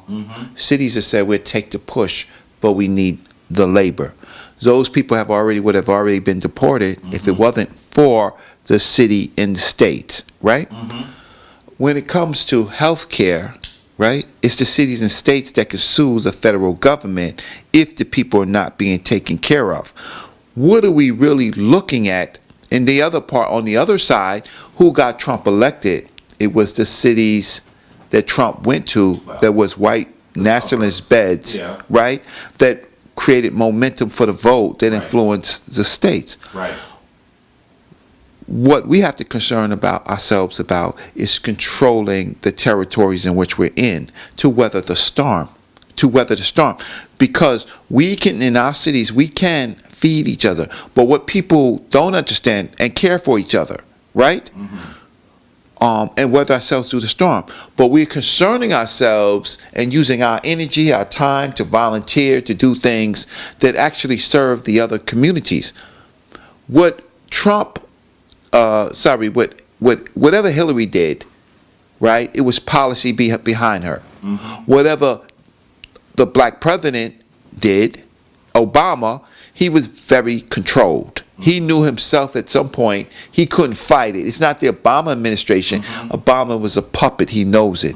He's much happier. He's outside of it. But he wished that he could do more. He found that he could not do more, right? We saw that in the public. I mean, we saw it.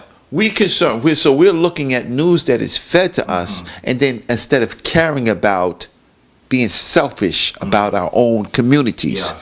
So we get caught up with these big things, these big policy things that have nothing at all to do with us. But the thing, because we don't care about it, then they have been attacking our most successful black cities. Right. Right? Like which one? What cities? Oh, Detroit, Chicago, Cleveland, That happened under Baltimore. Obama. Right? Right? What happened in Wait, no. Detroit? Right. No. Well, When you say what in Detroit? Policy? no, The Detroit dismantling died. of Is that federal Detroit. policy? No, Detroit died with the automobile. Yes. It died with the automobile. But under the Obama Yes. administration, Right. Okay. we saw there was Okay. not money It- put. Of course there money was. The money went to the automobile industries Where and else not was he into gonna the put it? community, What- to the where was he gonna to the put it? municipalities. You're talking about the city. No, because The it went president into had the authority it to don't give go money into to the Negro. city. It's not supposed to go into people's pockets because we would spin it in our depression in a day.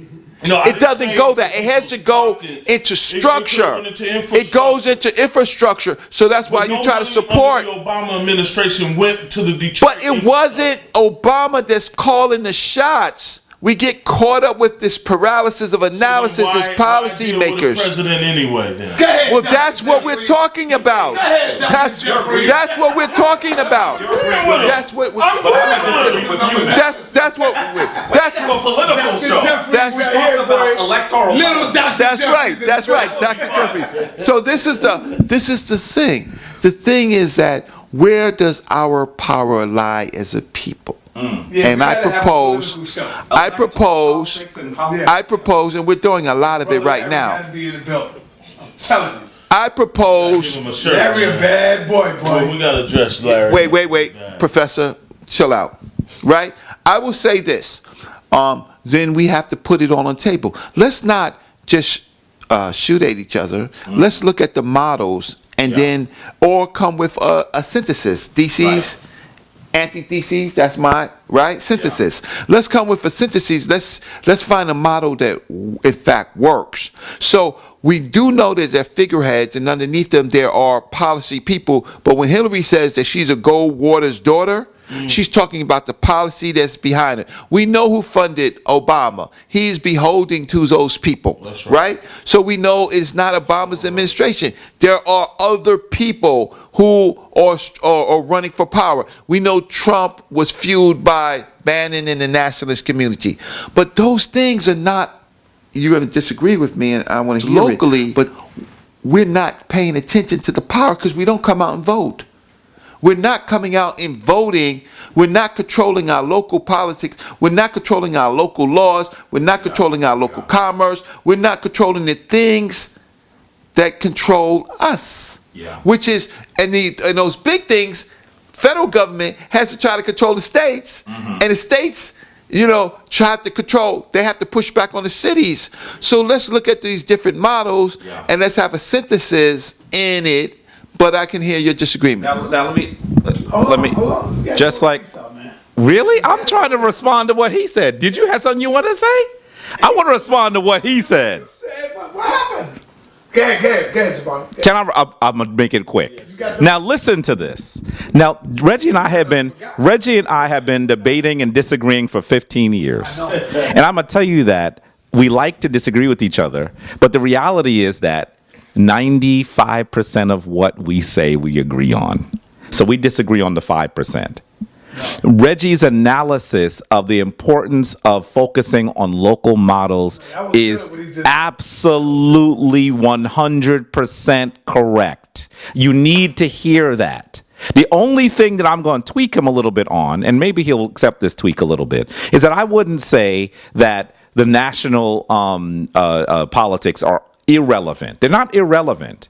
But the local story is certainly more important. When Reggie says that we're not involved in local politics, we just had the local primaries yesterday. How many people even knew that there were primaries and went to go vote? Now, I'm going to tell you that a lot of people in the hood, when I go to vote at the local primaries, I walk in, my wife and I walk in. You'll see our pictures on Facebook. We vote in every election. We will go in and we walk right up and vote. When there's a presidential election, we have to wait online. So yes, this is what Reggie's saying. He's saying that we are too focused on the national story, and I agree with him on that. However, here's why we need to focus on the local story, but also be aware of the national story. Because let's not forget that I'm not going to call on President Trump, 45 has not been able to implement much of his agenda. There's been a lot of pushback. He's not been able to do a lot of things he wanted to do because, first of all, he didn't have any real strategies or policies. He just had some vague ideas, which shifted with the wind, right? So he hasn't been able to do a lot. Obama pushed through healthcare, brother. That's huge. That's gigantic. It's massive. Yeah, but let's hear something here. The one thing that President Trump, I keep saying this, anachronism, that 45 has done that we are sleeping on is that he has gotten many federal judges appointed. When you look at the federal benches, that will control what happens in municipalities for 4 decades. In 6 months, he has placed more federal judges than probably most presidents have in that period of time. So he's been very active in the judiciary. The other thing we need to also recognize, just yesterday we heard, and I don't know if this would have been absolutely different under a Clinton administration, but the other thing that we heard, that the Justice Department would not seek additional charges against the officers that killed Freddie Gray. But you should understand that is because Donald Trump put Jeff Sessions, an absolutely clear, rabid racist, who Coretta Scott King wrote a letter when they were trying to place him. Prior in the administration of I think it was Reagan's administration, she wrote a letter saying this man is a racist. In fact, he actually sued the civil rights activists for trying to get black folks registered to vote. He sued them. That's what he did with state power in Alabama. So you need to understand that when he was the attorney general in that state, this is what he did with his power. We knew who he was. Now that he's in charge of the Justice Department, we're going to see the consent decrees with cities who continue to beat on and kill and prey on black men and women. We're going to see those go by the wayside. We're going to see the Justice Department forget about the importance of affirmative action programs, which is always a touchy subject, but there's going to be rampant attacks on institutions that seek to bring black folks in to give us educations. Okay. So you need to understand that the national picture is not unimportant. There are things that happen and let's not even talk about healthcare, how Trump is dismantling it. So it's not unimportant, but yes, I agree. Once again, here goes to 95% of what Reggie said. I agree that we need to focus much more on our local story. And family, if you disagree with what Reggie said and what I am saying right now, I want to ask you to name your state senator, your city council person, and the person that represents you on the state assembly. If you can name those 3 people without Googling them, then you can join this conversation. If you cannot, then you better understand that what he said is critically important because you're not aware of the people who are representing you on the state level and on the city level. Powerful. So we need to be involved. And if you're not involved, Brother Reggie is managing a campaign for someone that's running for city council. He knows what he's talking about. I know you understand that he is a comedic scholar, but you better understand that he is working in local government. We have to become involved in the affairs of our city and the affairs of our homeland. If we're not involved, you can't just sit there and say, I can't find a job. You can't find a job because you're not working with people to make jobs. That's why it's happening. So I just want to say that it's going to sound like I disagreed with you, but really I agreed with you so much more than I disagreed with you. All right, close out, Dr. Issa. Let me say this. Let me. Well, come on, man.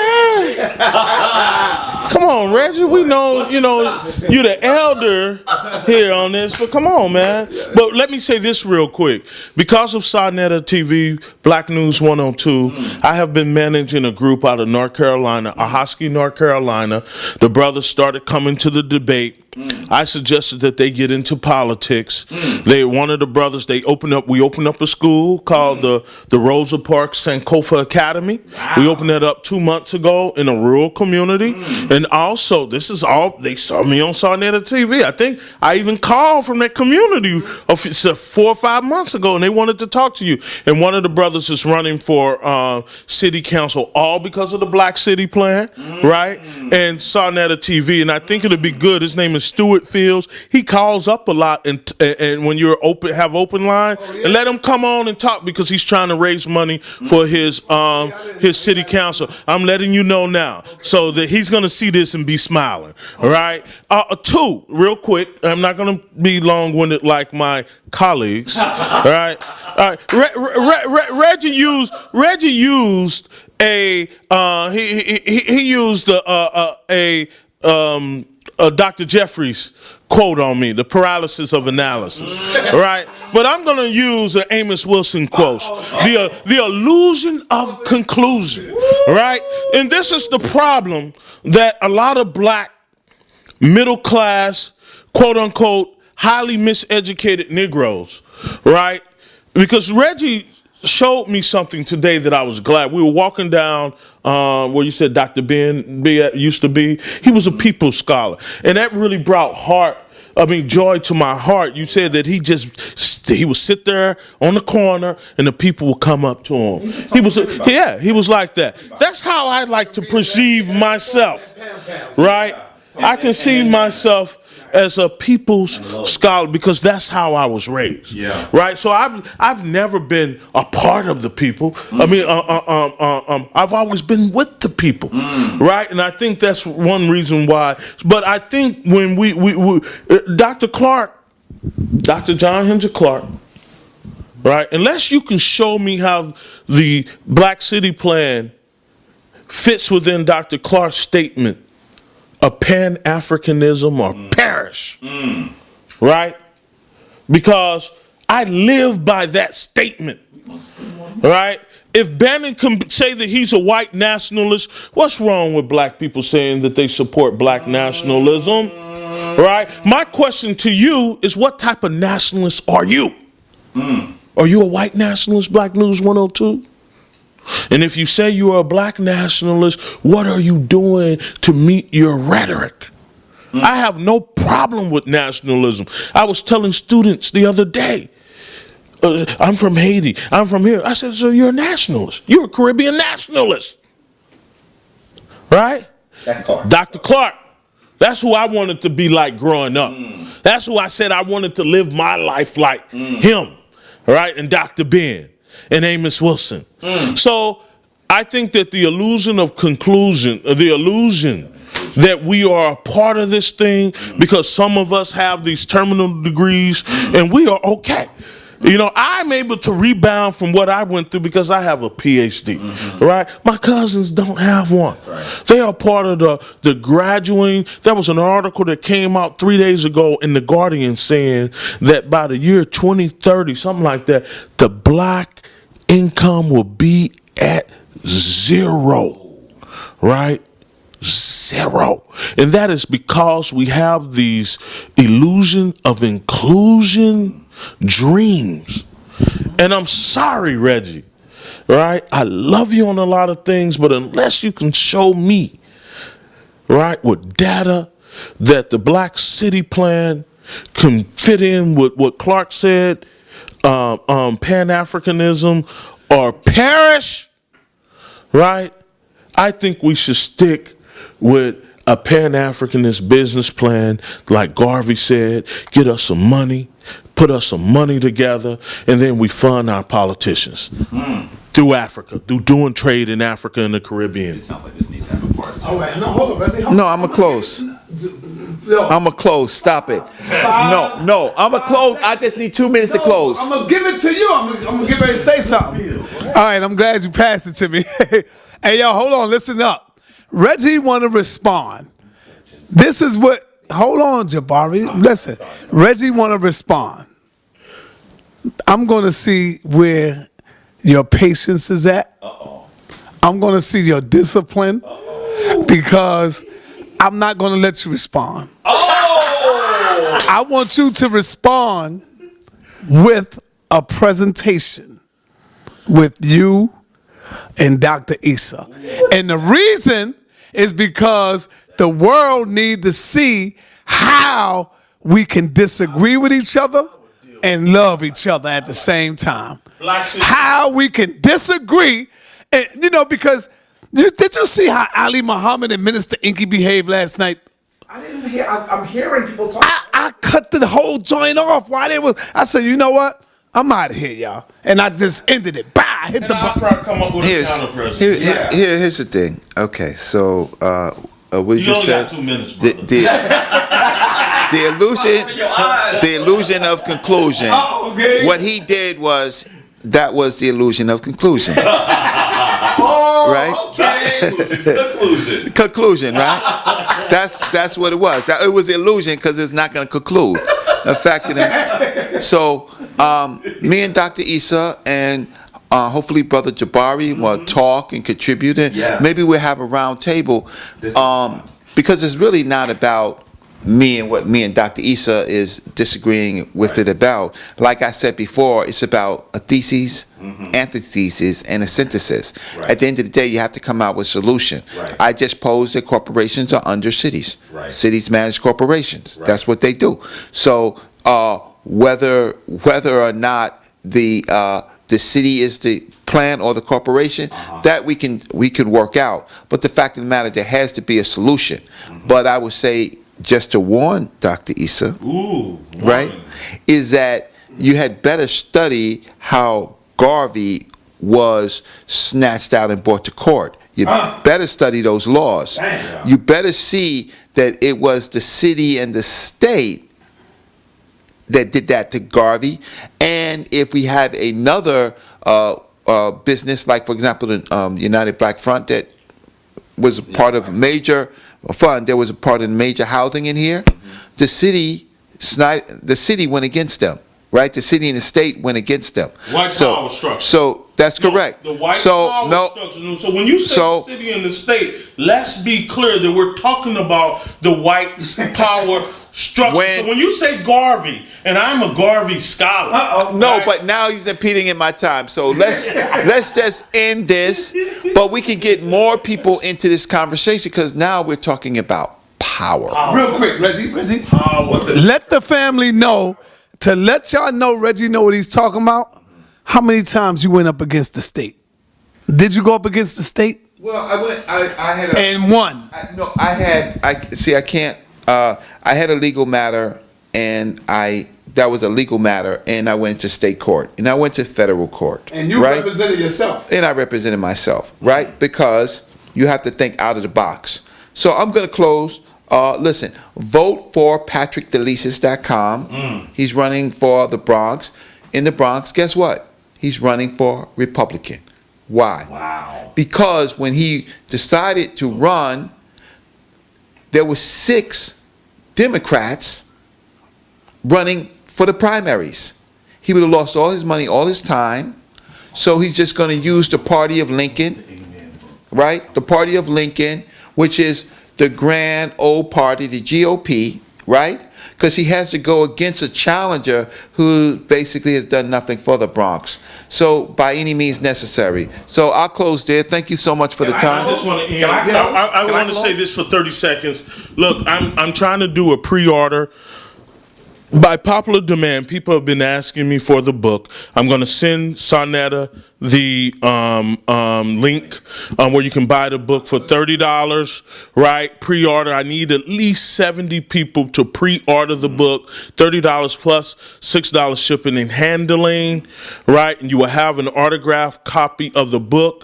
I will send the book. If you can do that within the next week, we'll have the book back out. It's a very important book. Yeah. Right? It's a very. Can I get on one person named Jabari to say that he will do a pre-order? Absolutely. All right. So we already got one. So we only need 69 people. Absolutely. And with that said, I will let Brother Jabari, and I'll give the link to Sarnetta. Yeah, and let me try to bring this all back home, because remember, we started talking about the similarities in African traditions, and you might think that we went far afield, but in actuality what we did is we're talking about the similarities in understanding black traditions, getting connected to black traditions, understanding that we must connect ourselves to our homeland, because this is where we're going to find what the nature of power is. Who are we, and how do we clothe ourselves, feed ourselves, and house ourselves? This is of critical importance. And so we started a conversation that was global, and we came back to a conversation that was local. And I hope the family recognizes that you got a lot. You got a lot of discussion in this. And I hope that there's going to be robust discussion, not just I like it or I dislike it, but some robust discussion of the ideas. Here's some ideas you may disagree with or agree with. Are the Kemetic people represented in West Africa? Are the Kemetic people represented in the United States? Did the West Africans, were they involved in the lives of the life of the empire of Kemet? What are those great empires in West Africa? Were they great empires?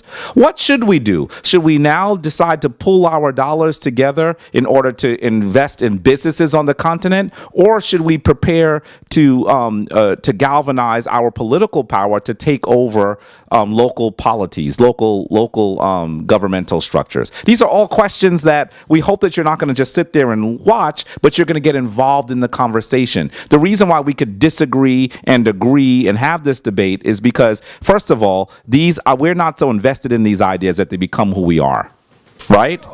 We are prepared to find the strategy that brings black people to power. That's what we're trying to do. That's what we do. So we have to sharpen the ideas. So this kind of debate is one that is powerful, and I really wish that some brothers who are in different parts of our community could really begin to do that. One of the reasons why it's hard to do it with other folks is because they don't read anything other than the stuff that's in their tradition. You have to read wide. I mean, you've learned some things about Brother Reggie that some of you didn't know. You think he's just a historian. He's talking to you about local politics. That brother has to become involved in everything. Law.